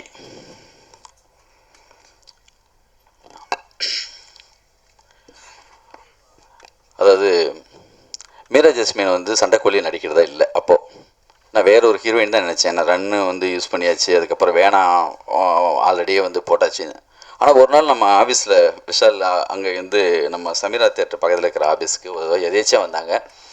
ஜென்ரலாக வந்துட்டு அடுத்து என்ன படம் விஷாலோட பண்ணுற அந்த கதைன்னு சொன்னோன்னே அந்த காலை மடித்து மேலே அப்படி உட்காந்துட்டு கையை அப்படி கட்டிட்டு கதை சொல்லு, என்ன கதை? இல்லைப்பா இப்போ தான் போயிட்டுருக்கு. இல்லை இல்லை இல்லை நீ சொல்லு, எல்லாம் முடிச்சிருப்பேன். நான் ஃபுல் கதை சொன்னேன். ஒரு கண்ணில் அப்படி கண்ணீர் வந்துகிட்டே இருக்கு. மீரா ஜஸ்மின் என்னன்னு கேட்டேன். நான் ஏன் நடிக்கக்கூடாது? எனக்கு அந்த தகுதி இல்லையா? நான் நடிக்க மாட்டேனா? அப்படி வம்பு பண்ணி நான் தான் பண்ணுவேன்னு உள்ளே வந்தாங்க. அவங்கள நான் அடிக்கடி அப்போ சொல்லுவேன், சாவித்திரி மாதிரி வருவேனே, அந்த அளவுக்கு தகுதி ஒன்ட்டு இருக்குது அப்படின்னு சொல்லுவேன். ஆனால் எனக்கு அடுத்த படத்தில் ஒரு சாவித்திரியே வந்து சேர்ந்துருச்சு. நான் எதிர்பார்த்தது மீரா ஜஸ்மினை. ஆனால் ஒரு ஷார்ட் டயத்தில் ஒரு ரஜினி முருகன் வந்து அதுக்கு முன்னாடி ஒரு படம், ஒரு 8 படம் 10 படம் கூட ஆயிருக்காது. ஆனால் இவ்வளவு ஷார்ட் டயத்தில் ஒருத்தவங்களுக்கு இப்படி அது வந்து ஒரு அமைகிறதுங்கிறது மிகப்பெரிய விஷயம். அது வரம், அது வந்து ஒரு தொடர்ச்சி. அவங்க அம்மா அவங்க ஒரு வார்த்தை சொன்னாங்க, என்கிட்ட ரொம்ப பிடிச்சிருந்தது எனக்கு. எப்படி நான் நடிகை ஆனேன்னா, சார் எங்கள் அம்மாவுக்கு வந்து நேஷனல் அவார்டு அனௌன்ஸ் பண்ணிட்டாங்க சார். சேது மாதவன் சார் தான் டைரக்ட் பண்ண படம். சடனாக வந்து அம்மா கோயிலுக்கெலாம் போயிட்டு வீட்டுக்கு வந்தப்போ பார்த்தா, அப்போ நான் 1வது படிச்சிட்ருக்கேன், அம்மாவுக்கு இல்லை அந்த அவார்டு வேற யாருக்குன்னு சொல்லி மாற்றி சொன்னாங்க. அப்போ எனக்கு தோணுச்சு, அவங்க அம்மாகிட்ட போய் சொன்னேன் நான், அம்மா நீ கவலைப்படாத, அந்த அவார்டை நான் வாங்கி உனக்கு கொடுக்குறேன் அப்படின்னு சொல்லியிருக்காங்க. அந்த வயசில் இன்னொரு 6 மாதத்தில் வாங்கி கொடுத்துருவாங்க. ஒன்றும் இல்லை 10 வாங்கி கொடுப்பாங்க. நடிகையாக மட்டும் இல்லை, டைரக்டராகவும் அவங்க வாங்கி கொடுப்பாங்க. அந்த அளவுக்கு அவங்களுக்கு தகுதி இருக்குது. ஒரு ஸ்கிரிப்ட் என்கிட்ட சொல்லியிருக்காங்க. உண்மையிலே சொல்கிறேன், நான் ஒரு 15 படம் என் மைண்டில் வந்து நல்ல படங்கள் இருக்குது. ஒரு லிஸ்ட்டு போட்டால் ஒரு 15 படம் டப்புன்னு ஞாபகம் வரும். அந்த வரிசையில் அந்த படம் வரும், அவங்க டைரக்ட் பண்ணுற படம். நான் இன்றைக்கி உண்மையாக சொல்கிறேன், அதில் நான் ஒர்க் பண்ணிகிட்ருக்கேன். நான் அசிஸ்டன்ட் இது டைலாக் ரைட்டாக அந்த படத்தில் ஒர்க் பண்ண போகிறேன். நான் உங்கள்கிட்ட சொல்லியிருக்கேன். அவ்வளோதான். இன்றைக்கி வந்து இந்த விழாவோட மேக்ஸிமம் எங்களுடைய இந்த பாராட்டு இந்த விஷயங்களோட எனக்கும் அவங்களுக்கான, நானும் படம் பண்ணும்போது ஒரு லவ்வபிளாக உண்மையாக மனசோட தான் ஒர்க் பண்ணுவேன். அவங்கள லவ் பண்ணாமல் நம்ம வந்து அந்த மாதிரியான சீன்ஸ் எல்லாமே ஷூட் பண்ண முடியாது. நான் நேற்று வரைக்கும் இந்த படம் பார்த்து முடித்ததோடு என் லவ் முடிஞ்சது. நேற்றுல ஒரு 3 நாளைக்கு முன்னாடி காப்பி செக் பண்ணேன், கட்டு கீர்த்தி சுரேஷ் லவ். இன்னும் அடுத்த படத்துடைய ஹீரோயின் அடுத்த ஆளுங்களை லவ் பண்ணுறதுக்கான வேலையில் நான் தொடங்கிட வேண்டியதான்.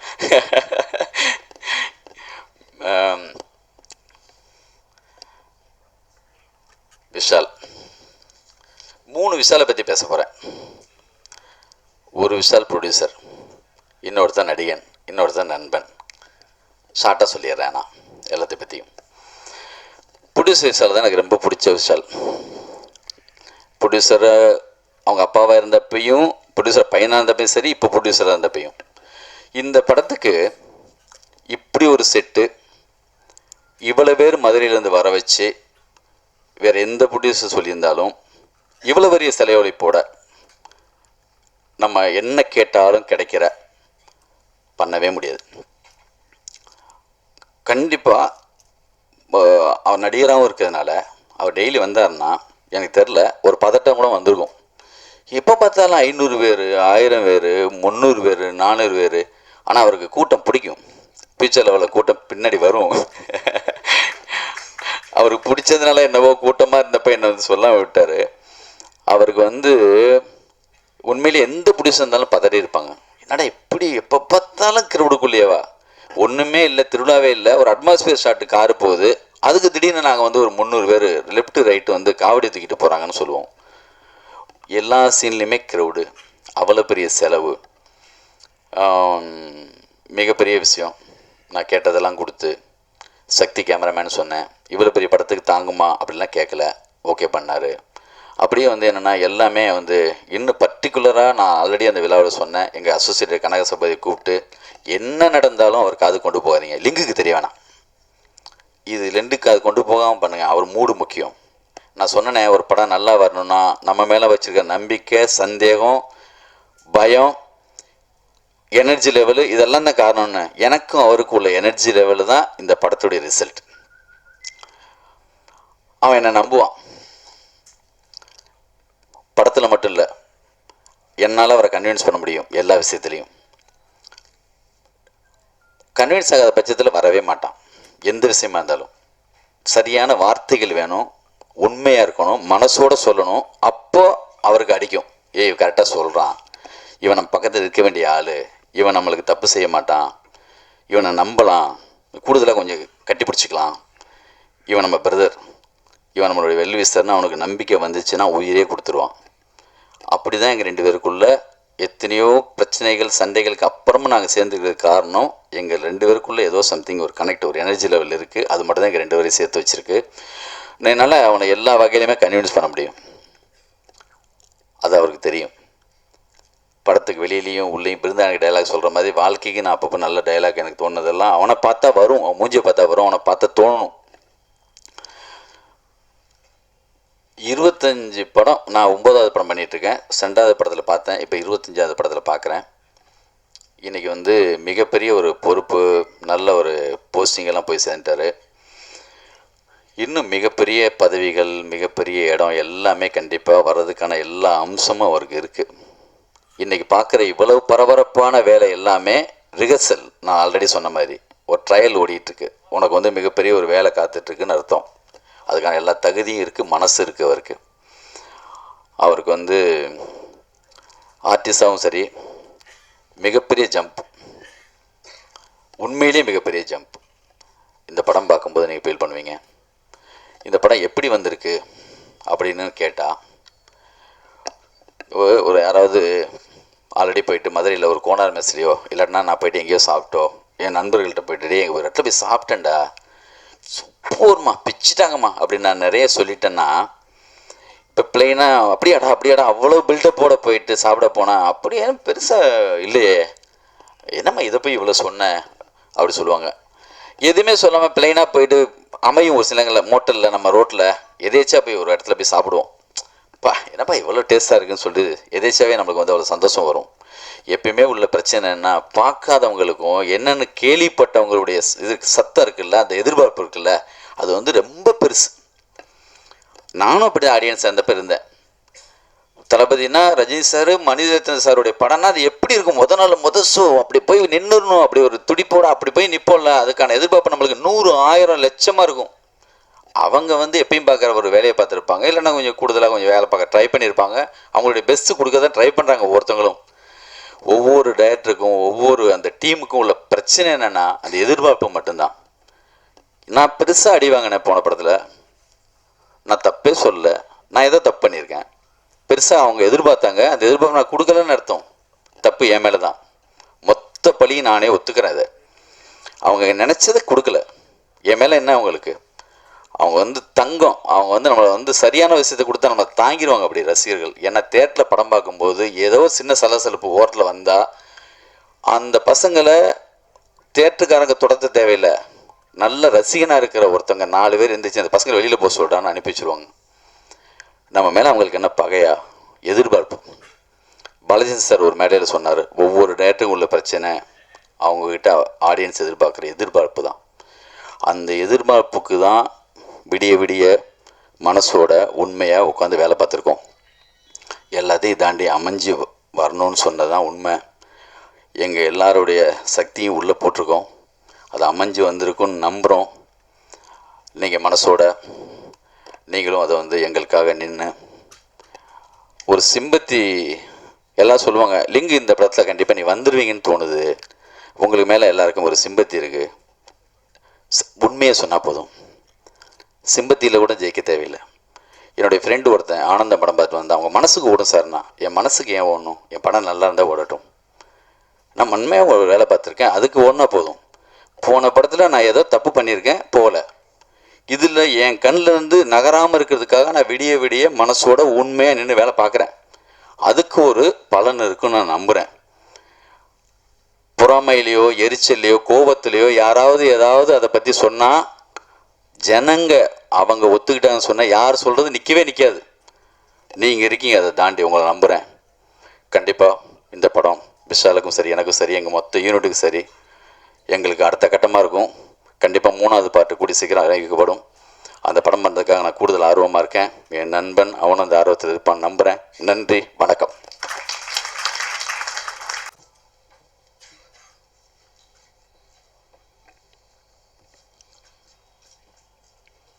எல்லோருக்கும் வணக்கம். சண்டைக்கோழி திரைப்படம் அப்படிங்கிறது தமிழ் சினிமா அதனுடைய வெற்றி வரலாற்றில் ஒரு மிக குறிப்பிடத்தகுந்த ஒரு படம். தமிழில் மட்டும் இல்லை, தெலுங்குலேயும் அந்த படம் மிகப்பெரிய ஒரு வெற்றி பெற்ற படம். இந்திய சினிமாவை சேர்ந்த எந்த இயக்குனரை நான் சந்தித்தாலும் அல்லது தயாரிப்பாளரை சந்திக்கும் போதும் அவர்கள் மனதில் இந்த படம் பற்றி எப்போதுமே ஒரு வியப்பும் பாராட்டும் இருக்கும். பல முறை நான் வந்து இந்தி தயாரிப்பாளர்களோடு பேசி கொண்டிருக்கும் போது அவர்கள் சொன்ன விஷயம், இந்த மாதிரியான ஒரு படம் தமிழில் ஒரு பெரிய மைல்கல் அப்படின்னு பாராட்டியிருக்காங்க. 13 ஆண்டுகளுக்கு அப்புறம் இப்போ அந்த படத்தினுடைய 2வது பகுதி வெளியாக இருக்குது. இந்த படம் அடைந்த வெற்றி இருக்குது இல்லையா, அந்த படம் அந்த வெற்றியை ஒட்டி இந்த படத்தினுடைய அடுத்த பகுதியை செய்யலாம் அப்படிங்கக்கூடிய எண்ணமும் அதற்கான ஆயத்தமும் லிங்குசாமி அவர்களிடம் இருந்தது. நான் அந்த படத்தில் பணியாற்றினேன். அந்த நாட்கள்ல இருந்தே அவர் வந்து இதனுடைய இன்னொரு பகுதியை நாம் செய்யலாமே அப்படின்னு நினச்சிக்கிட்டே இருந்தார். அவர் நான் அவரோட தொடர்ந்து பணியாற்றிட்டு இருக்கிறேன். அவர் ஒரு மிக முக்கியமான, அதே நேரத்தில் ரொம்ப ரசனையான ஒரு இயக்குனர். ஒரு கதையை எளிதாக அவர் வந்து தேர்வு செஞ்சிட மாட்டார். இன்னொன்று, அந்த கதை அந்த முந்தின பகுதியில் இருக்கே, அதற்காக அதை அப்படி தொடரலாமே அப்படின்னு நினைக்க மாட்டார். தொடர்ந்து இந்த கதையினுடைய 2வது பாகத்திற்காக அவர் வந்து வேறு விஷயங்களை பேசிகிட்டே இருந்தார். அந்த படம் தான் முடிஞ்சிருச்சே, இன்னொரு படத்தை எப்படி அதுலேருந்து எடுக்க முடியும் அப்படிங்கிற கேள்வியே அவரிடம் இருந்தது. அதுக்கான மாற்று விஷயங்களை நாங்கள் பேச தொடங்கினோம். இன்னொன்று, அதற்கு இடையில் அவர் அடுத்து பெரிய வெற்றி படங்களை, இன்னும் பெரிய உயரத்திற்கு போகக்கூடிய படங்களை இயக்கிக் கொண்டே இருந்தார். ஒரு குறிப்பிட்ட கால அளவில் இந்த படத்தினுடைய அடுத்த பகுதியை தயாரிக்கலாம் அப்படிங்கிற நிலை வரும்போது அவர் என்கிட்ட கேட்டார், நான் இல்லை, நீங்கள் இந்த படத்துக்கு ஒரு புதிய கதை எனக்கு கொடுக்கறதா இருந்தால் நீங்கள் என்ன கதையை எழுதுவீங்க? ஒரு எழுத்தாளர் தானே, நீங்கள் எனக்கு வந்து இந்த சண்டைக்கோழி 2வது பகுதிக்கான ஒரு கதையை நீங்கள் தர முடியுமான்னு கேட்டார். அது ஒரு எழுத்தாளனுக்கு இருக்கக்கூடிய ஒரு பெரிய கௌரவம், சவால். என்ன அப்படின்னா, ஏற்கனவே வெற்றி அடைந்த ஒரு படத்திற்கு, அந்த படத்திற்கு ஒரு முற்றிலும் ஒரு புதிய கதையை எழுதுவதுங்கிறது ஒரு சவாலாக தான் இருந்தது. நான் சொன்னேன், கண்டிப்பாக நான் அப்படி ஒரு கதையை எழுதுகிறேன் அப்படின்னு. அப்படி ஒரு கதையை நான் வந்து அந்த படத்தை பல முறை பார்த்துருக்கிறேன். அது வெளியான நேரத்துலையும் சரி, தொலைக்காட்சியிலையும் சரி, எப்போ அந்த படத்தில் இருக்கக்கூடிய எந்த ஒரு காட்சி ஓடிட்டு இருந்தாலும் அது அரெஸ்ட் ஆயிரும். ஆனால் அதை திரும்பி பார்க்க தொடங்கிடுவோம். அது என் மனதிலேயே இருக்கக்கூடிய என் மண்ணுடைய கதை, என் மக்களுடைய கதை. இன்னும் சொல்லப்போனால் ஒரு எழுத்தாளனாக நான் அறிந்த என் வாழ்வினுடைய ஒரு பகுதி தான் அந்த படத்தில் இருக்கக்கூடிய கதைக்களம், அந்த கதாபாத்திரங்கள். அதனால் அதனுடைய 2வது பகுதியை எழுதலாம் அப்படின்னு நினைக்கும் போது எனக்கு அந்த வாழ்க்கையினுடைய எழுதப்படாத, சொல்லப்படாத விஷயத்தில் ஏதாவது ஒன்று சொல்லலாமே இருந்துச்சு. நான் தான் இந்த படத்தினுடைய கதையை எழுதியிருக்கிறேன். இந்த கதையை நான் வந்து லிங்குசாமி அவர்களுக்கு சொன்னேன். அவர் கேட்டுட்டு சொன்னார், ரொம்ப நல்லா இருக்கு, இந்த படத்துக்கு தேவையான சில விஷயங்களை நான் மேம்படுத்தி கொள்ளலாமா அப்படின்னு. கண்டிப்பாக மேம்படுத்தி கொள்ளலாம். ஏன்னா ஒரு திரைப்படம்ங்கிறது ஒரு இயக்குனருடைய வடிவம். ஒரு எழுத்தாளர் அதுக்கான ஆதார கதையை தர முடியுமே தவிர ஒரு முழு திரை வடிவத்தை அவரே உருவாக்கி தரணுங்கிறது அவசியம் இல்லை, இயக்குனர் செய்யலாம். அப்போ அவர் சொன்னார், இந்த கதையிலிருந்து நான் ஒரு திரைக்கதையை உருவாக்குறேன், என்னோட இணைந்து நீங்கள் செய்யுங்கன்னு. அப்படிதான் இந்த திரைப்படம் உருவாக்கப்பட்டு இருக்கிறது. இந்த திரைப்படத்தினுடைய அந்த கதையை நானும் லிங்குசாமி அவர்களும் இணைந்து தான் உருவாக்கியிருக்கிறோம். அப்புறம் அந்த கதையை உருவாக்குகிற நேரத்திலேயே அவர் எப்படின்னா அந்த கதையோடையே வாழக்கூடிய ஒரு இயக்குனர். ரொம்ப வியப்பாக இருக்கும். காலை 5 மணிக்கு ஃபோன் பண்ணி இந்த கதையில் இருக்கக்கூடிய ஒரு காட்சி, அந்த காட்சியில் இருக்கக்கூடிய ஏதாவது ஒரு வசனத்தை அல்லது அந்த காட்சியை பற்றி சொல்லுவார். அதுக்குள்ளேயே தான் இருப்பார். படம் பண்ணுகிற அல்லது படத்துக்கான தயாரிப்பான நேரங்களில் இல்லை, படத்தோடையே வாழக்கூடிய ஒரு இயக்குனர். அதை எடுத்ததுக்கு இப்போ வந்து ஒரு 8 மாத காலமோ 1 ஆண்டு காலமோ செலவிட்டிருக்கலாமே தவிர, இந்த கதையோடு எனக்கு தெரிந்த ஒரு 3 ஆண்டு காலம் 4 ஆண்டு காலம் அவர் வாழ்ந்துகிட்டே இருக்கிறார். ஒவ்வொரு தருணத்துலையும் ஏதாவது அதில் இன்னும் கொஞ்சம் கூடுதலாக செஞ்சிட முடியாதா, இன்னும் வந்து அதில் நிஜத்துக்கு பக்கத்தில் போயிட முடியாதான்னு நினைக்கக்கூடிய ஒரு இயக்குனர். தமிழில் இப்போ நிறைய நல்ல படங்கள் ஓடிட்டுருக்கு, வெற்றிகரமாக ஓடுது. நிறைய இளம் இயக்குனர்கள் மிகச்சிறந்த படங்களை எடுக்கிறாங்க. ஒரு எழுத்தாளனாக இந்த படங்கள் எல்லாம் எனக்கு மிகுந்த சந்தோஷம் தருது. ஆனால் இன்னொரு பக்கம் அது ஏன் ஓடுது அப்படின்னு யோசித்தேன்னா, நான் ஒரு விஷயத்தை தான் சொல்லுவேன். எதெல்லாம் நிஜத்திற்கு பக்கத்தில் இருக்கிறதோ, எதிலெல்லாம் நிஜம் இருக்கிறதோ அந்த படங்கள் கண்டிப்பாக வெற்றி அடையும். எவ்வளவு நிஜம் இருக்கிறது என்பதில் வேணால் வேறுபாடு இருக்கலாம். ஒரு படத்தில் கூடுதல் நிஜம் இருக்கலாம், ஒரு படத்தில் குறைவாக நிஜம் இருக்கலாம். ஆனால் நிஜம்தான் ஒரு படத்தினுடைய வெற்றி. அந்த நிஜம் நாம் அறிந்த ஒரு நிஜம். அதனுடைய அறியாத பக்கத்தை, அறியாத விஷயத்தை ஒரு திரைப்படம் சுட்டி காட்டும் போது இன்னும் கூடுதலாக நாம் அதை புரிந்து கொள்ளவும், அதன் மீது மரியாதை செலுத்தவும் நாம் தொடங்குகிறோம். வெற்றிகரமான இப்போ ஓடுகிற எல்லா படங்களுக்குள்ளும் ஒரு நிஜம் இருக்கு இல்லையா?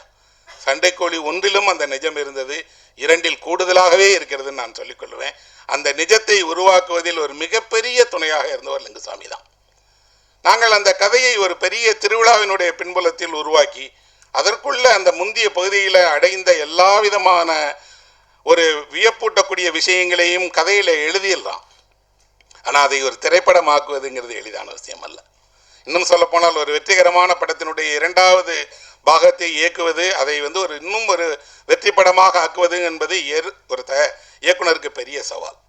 அப்போது விஷால் அவர்கள் வந்து இந்த படத்தை அவரே தயாரித்து, இன்னும் சொல்லப்போனால் அந்த கதையை நாங்கள் எழுதும்போது எவ்வளவு பிரம்மாண்டமாக கற்பனை செய்தோமோ அந்த பிரம்மாண்டத்தை பல மடங்கு மிகப்பெரியதாக அவர் உருவாக்கி கொடுத்திருக்கிறார். ஒரு தயாரிப்பாளராக விஷால் அவர்களுக்கு இந்த படக்குழுவின் சார்பாகவும் ஒரு கதையை எழுதினவங்கிற முறையிலையும் என் மனம் நிறைந்த அன்பையும் வாழ்த்துக்களையும் முதல்ல தெரிவிச்சுக்கிறேன். ஏன்னா ஒரு கதையை நிஜமாக்கி காட்டுவதற்கு அவர் கொடுத்துக்கிட்டே இருந்தார். நான் இந்த படப்பிடிப்பு தளத்திற்கு போய் பார்த்தேன். பார்க்கும்போது எனக்கு ஆச்சரியமாக இருந்தது.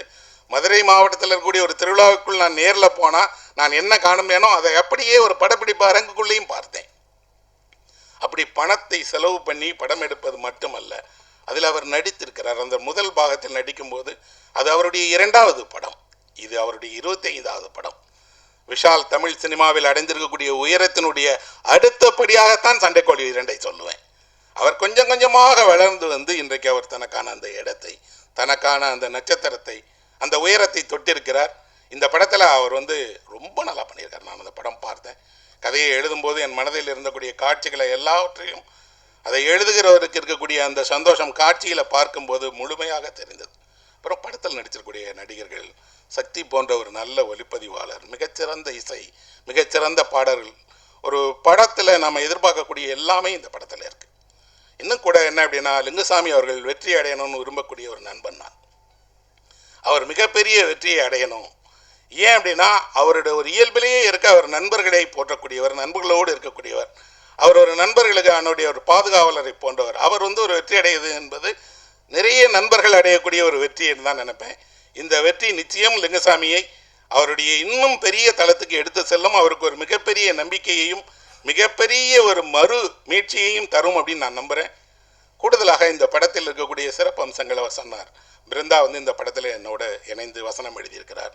அவர் ஒரு நல்ல கவிஞர், மிகச்சிறந்த கவிதை நூல்கள் எழுதியிருக்கிறாரு. ஆனந்தம் தொடங்கி லிங்குசாமியினுடைய கூடையே பயணம் தெரிந்தவர். நிறைய அவர் வந்து அவங்க 2 பேருமே தோழர்கள். அவர்களோடு சேர்ந்து பணியாற்றுகிற நேரத்தில் அவர்கள் 2 பேருமே எல்லா விஷயங்களையும் பகிர்ந்து கொள்ளக்கூடியவர்கள். திரைப்படம் அல்ல, அன்றாட வாழ்க்கையினுடைய எல்லாவற்றையும். இந்த படத்தில் அவர் வந்து ஒரு உதவி இயக்குனரை போல உடவே இருந்து அந்த படப்பிடிப்பு தளத்திலேயே தேவைப்படக்கூடிய மாற்றங்களை எல்லாவற்றையும் செய்து தரக்கூடிய ஒரு எழுத்தாளராக இருந்திருக்கிறார். அவரோடு இணைந்து பணியாற்றியதுங்கிறது எனக்கு உண்மையிலே கூடுதல் மகிழ்ச்சி. நான் ரசிக்கக்கூடிய கவிதைகளை எழுதுகிற ஒரு கவிஞரோடு ஒரு திரைப்படத்தில் வசனம் எழுதியிருக்கேங்கிறதுனால பிருந்தாவுக்கும் என் மனம் நிறைந்த அன்பையும் வாழ்த்துக்களையும் தெரிவிச்சுக்கிறேன். மற்றபடி சண்டைக்கோழி 1 அப்படிங்கிற படத்துக்கு எப்பவும் ஊடகங்கள்லேயும் சரி, பத்திரிகையாளர்கள் மனதிலையும் சரி ஒரு தனி இடம் இருக்கிறது. அவர்கள் தான் இதை மக்கள் மத்தியில் கொண்டு போய் சேர்த்தாங்க. தென் மாவட்டங்களில் போய் பார்த்தீங்க அப்படின்னா விஷால் யார் அப்படின்னு கேட்டால் விஷால் மதுரைக்காரர் அப்படின்னு தான் பலரும் சொல்கிறாங்க. அந்த அளவுக்கு இந்த படம் அவரை அந்த மக்களினுடைய நாயகனாக உயர்த்தி இருக்கு. நிறைய கிராமப்புறங்களில், அதுவும் எங்கள் ஊர் மாதிரியான கிராமப்புறங்கள்ல எல்லாம் அவர்கள் என்ன நினைக்கிறாங்க, எங்கள் வீட்டு பிள்ளைங்க அப்படின்னு சொல்கிற அளவுக்கு அவர் அந்த மக்கள் மனதில் போய் சேர்ந்திருக்கிறார். இது இன்னும் கூடுதலாக அந்த அன்பை, அந்த நேசத்தை வலுப்படுத்தக்கூடியதாக இருக்கும். இந்த சண்டைக்கோழி 2 அப்படிங்கக்கூடிய படம் ஒரு தமிழில் அதனுடைய முதல் பாகம் அடைந்த வெற்றியை விட மிகப்பெரிய வெற்றியை அடையும் நான் நம்புகிறேன். இதை தயாரித்த விஷாலுக்கும் இயக்க லிங்குசாமிக்கும் படக்குழுவினர்கள் அத்தனை பேருக்கும் என்னுடைய மனம் நிறைந்த அன்பையும் வாழ்த்துக்களையும் தெரிவிச்சுக்கிறேன். இந்த படத்தை ஒரு வெற்றி படமாக்குவதற்கு உதவி செய்யக்கூடிய பத்திரிகையாளர்கள், ஊடக நண்பர்கள் அத்தனை பேருக்கும் உங்களுடைய ஆசையை வேண்டி உங்களுக்கும் என்னுடைய அன்பை தெரிவித்துக் கொள்கிறேன். நன்றி, வணக்கம்.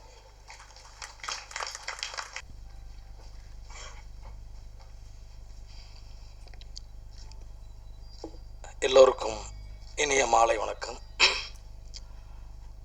ரொம்ப சந்தோஷமாக இருக்குது இந்த வேலை. யூடியூப் பார்க்கும்போது 40 லட்சம் பேர் கம்பத்து பொண்ணு பார்த்தாங்கன்னும் போது ரொம்ப மன நிறைவாக இருக்குது. அதோடு மட்டுமல்ல, எஸ் ராமகிருஷ்ணன் அவர்கள் கூட சொன்னாங்க, அவங்களோட காரில் அவங்களோட பசங்க கேட்குறது முழுக்க இந்த கம்பத்து பொண்ணு கேட்டுகிட்டே இருக்காங்க அப்படிங்கிறது. இந்த பாட்டு மட்டும் ஹிட் இல்லை, அந்த படத்தில் இருக்கிற மற்ற பாடல்களும் பெரிய வெற்றி அடைஞ்சிருக்குன்னு நினைக்கும் போது ரொம்ப சந்தோஷமாக இருக்குது.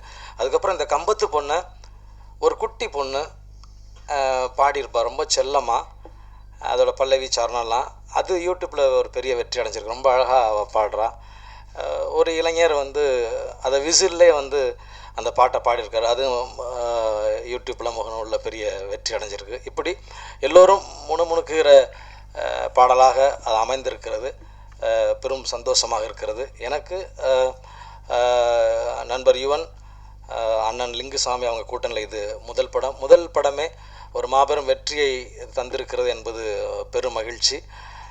அதுக்கப்புறம் இப்போ இந்த ட்ரெய்லர் இதெல்லாம் பார்க்கும்போது ரொம்ப மனசு பதட்டமாக இருக்குது. பொதுவாக நம்ம பாடல் எழுதுகிற சூழலில் ரொம்ப அமைதியான சூழலில் எழுதுறது நம்மெல்லாம். இந்த பாடல் பல்லவி உருவானது நண்பர் யுவனோட அந்த அறையில், கம்போசிங் அறையில் இதமாக உருவாகுது. திரும்ப சரணங்களை நான் வீட்டில் அமைதியான சூழலில் எழுதுகிறேன். அப்படி அமைதியே சந்திச்சுட்டு இப்போ அந்த ட்ரெய்லர் பார்க்கும்போது பதட்டமாக அப்படி அதிரடியாக இருக்கிறத நினச்சா ரொம்ப இதுவாக இருக்குது. இந்த ட்ரெய்லரும் இந்த பாடல்களும் இந்த திரையில் பார்க்கும்போது இதோட வெற்றி 100% தீர்மானிக்கப்பட்டதாக நான் உணர்கிறேன். அதுக்கு அடுத்தபடியாக நண்பர் விஷால் 13 வருடங்களுக்கு இந்த பார்ட் 2 சொல்லியிருக்காங்க. அந்த 13 வருஷத்துக்கு முன்னாடி சண்டைக்கோழி படத்தில் அவர் கதாபாத்திரமாக ஒரு சண்டைக்கோழியாக இருந்திருப்பார் என்று நினைக்கிறேன். அதன் பிறகு இந்த 13 ஆண்டுகளில் நிஜ வாழ்க்கையிலும் அவர் ஒரு சண்டைக்கோழியாகவே வந்து நிறைய வெற்றி அடைஞ்சிருக்கிறார் என்பதை எல்லோரும் நாம் கண்டிருக்கிறோம். தொடர்ந்து இந்த சண்டைக்கோழி மாபெரும் படமும் சரி, நிஜ வாழ்க்கையில் சண்டைக்கோழியாக விசாலும் சரி, தொடர்ந்து பல வெற்றிகளை பெற்று சிகரத்தை தொட என்னுடைய அன்பை காணிக்கையாக்குகிறேன். நன்றி.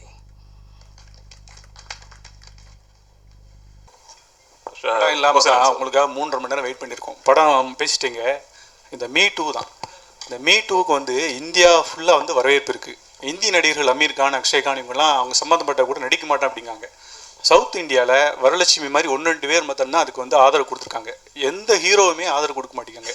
இங்கே வந்து எல்லாருமே அம்மா, தங்கச்சி, மகள், தோழிகள் எல்லாரும் கூட இருக்கும்போது ஏன் வந்து இதை வந்து புறக்கணிக்க? இது யார் புறக்கணிச்சாங்கன்னு சொன்னாங்க? நீங்களே ட்விட்டரில் நீங்கள் கூட போடலையே. ட்விட்டர் என்ன வந்து ஜட்ஜ்மெண்ட்டா? இல்லை ட்விட்டர் என்ன என்னோட வந்து இது வந்து ட்விட்டரில் போட்டால் தான் இவர் வந்து குரல் கொடுக்குறாருன்னா அப்போது வந்து தயவுசெய்து அந்த வகையில் ஜட்ஜ் பண்ணாதீங்க. ஏன்னா Twitter is just another development of technology. அந்த டெவலப்மெண்ட்டை வந்து நம்ம சொல்ல வேண்டிய விஷயங்களுக்காக பயன்படுத்திக்கிறோம். ஒன்றே ஒன்று சொல்கிறேன். மீ டூன்ற அந்த ஒரு விஷயம் இன்றைக்கி நாடெங்கும் வந்து பற்றிக்கிட்டு எரியுது. திரும்பவும் சொல்கிறேன், it is the most important scenario where women are protected. Cinema துறை பொறுத்த வரைக்கும் வந்து அப்பப்போ ஒரு விஷயம் வந்துக்கிட்டே இருக்கும். இந்த கேஸ்டிங் கவுச் நடக்குது, கேஸ்டிங் கவுச் இந்த இடத்துல நடக்குதுன்ட்டு. நான் ஒரு நடிகர் சங்க பொதுச் செயலாளராக, நான் ஒரு நடிகனா, எனக்கு பல நண்பர்கள் இருக்காங்க நடிகைகள் இந்த துறையில். நான் வந்து yes, I will stand by anyone who is facing the problem and I will make sure that they will not face the problem in future. இது வந்து ஏதோ பதவியில் இருக்கிறதுக்காக நான் சொல்லலை. It is time they voice it out and it is time we stand up. We are always standing up. But ஒரே விஷயம் என்னன்னா, let it not be a delayed judgment. நடந்த இம்மீடியட்டாக சொல்ல வேண்டிய ஒரு கட்டாயம் இருக்கணும். அந்த நடந்த விஷயத்தை இம்மீடியட்டாக சொன்னால் நடக்க வேண்டிய விஷயம் இம்மீடியட்டாக நடக்கும். ஸோ வாய்ஸ் பண்ணல. C I speak for my self. இப்போ தமிழ் திரைப்பட தயாரிப்பாளர் சங்கம் வந்து 3 மெம்பர் கமிட்டி வந்து ஃபார்ம் பண்ணிகிட்ருக்கோம். எல்லா அமைப்புகளும், Nadigar Sangam, FEFSI, chamber, producer council. So we going to form a women's committee to ensure safety and you know விமென்காக வந்து விமென் ஆர்டிஸ்ட், அது ஜூனியர் ஆர்டிஸ்ட்லேருந்து சீனியர் ஆர்டிஸ்ட் வரைக்கும் இருக்கலாம், எல்லோருக்கும் வந்து அந்த ஒரு platform to make sure that they are safe and to ensure that there is something called unity in the industry. and அதே சமயத்தில் ஒரு விஷயம் நடக்கும்போது நாங்கள்லாம் இருக்கோன்றது அந்த பெண்மணிகளுக்கு காட்டுறதுக்கான ஒரு பிளாட்ஃபார்மை நாங்கள் தொடங்க போகிறோம்.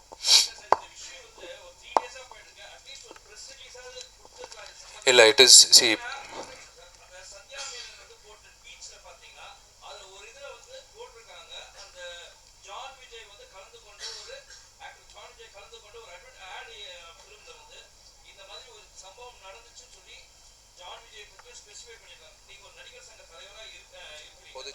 பொதுச்செயலர்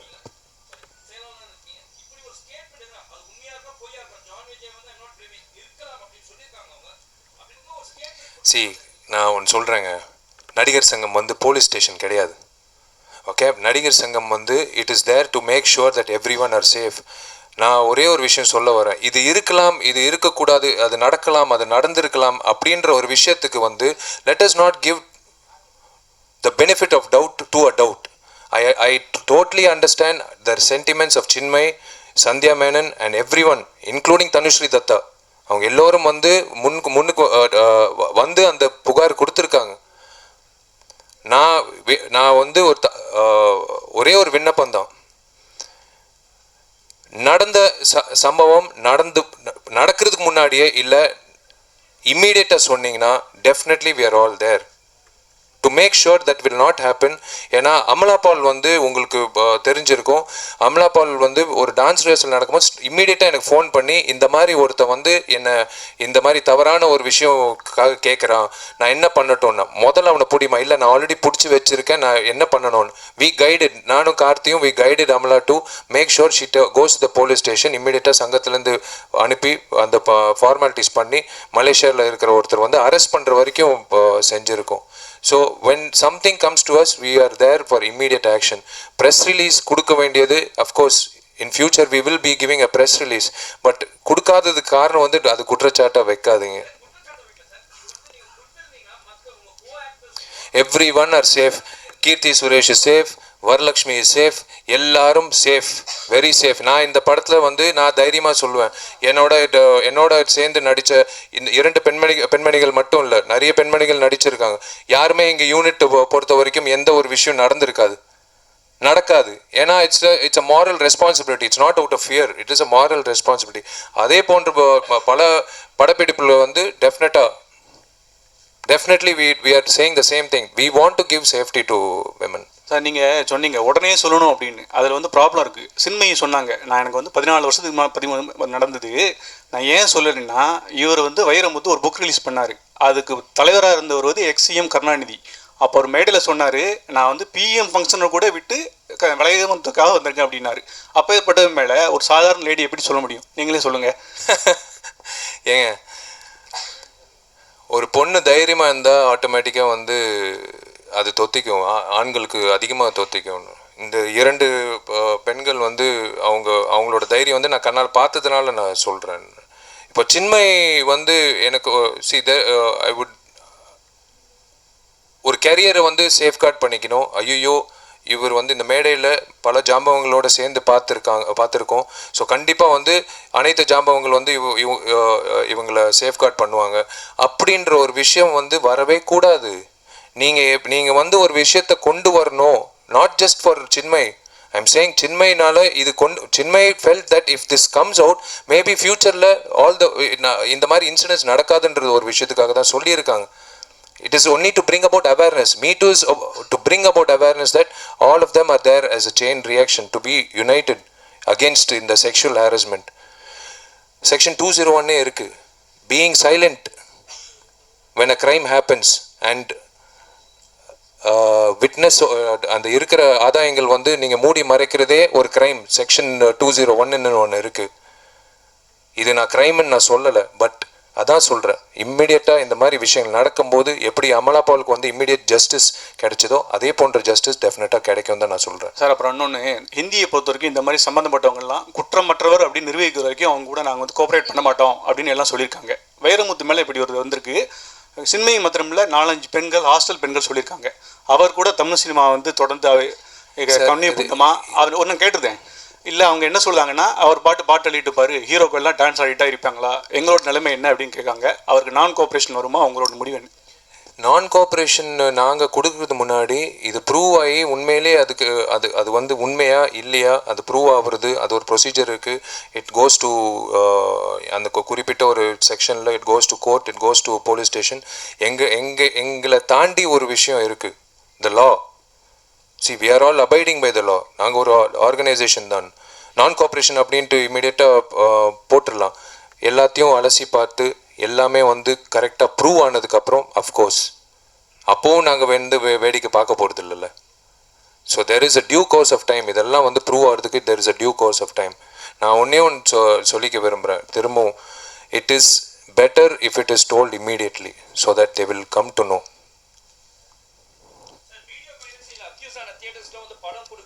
ஆமாம் ஆமாம் சொல்லியிருக்கீங்க சார். இதுக்கு வந்து அந்த கியூப் சைட்லேருந்து கோஆப்ரேட் பண்ணுவாங்க எப்படி சார்? இந்த சர்வீஸ் ப்ரொவைடர்ஸ் எப்படி இருப்பாங்க? டிஸ்ட்ரிபியூட்டர் சைட்லேருந்து எப்படி இருக்கும் சார்? இல்லை, இது வந்து தொடர்ந்து ஒரு திரையரங்கத்தில் வந்து படங்கள் எடுக்கப்பட்டு சென்று ஃபாரன்சிக் அனாலிசிஸ் வந்தது. ஸோ தயாரிப்பாளர் சங்கமாக we decided we have sent a letter to Cube stating that, ஏன்னா ஒரு சீஸ் பண்ணிவிடுவாங்க ப்ரொஜெக்டர், இவங்க உடனே வந்து புது ப்ரொஜெக்டர் போட்டுடுறாங்க. மறுபடியும் தொடங்குது, மறுபடியும் வெள்ளிக்கிழமை காலையில் வந்து வீடியோ எடுக்கிறாங்க, மறுபடியும் நாங்கள் கம்ப்ளைண்ட் கொடுக்குறோம், மறுபடியும் அந்த ப்ரொஜெக்டர் சீஸ் பண்ணுறாங்க, மறுபடியும் அடுத்த நாள் வந்து ப்ரொஜெக்டர் போடுறாங்க. இனிமேல் அந்த தியேட்டருக்கு ப்ரொஜெக்டர் போடக்கூடாது.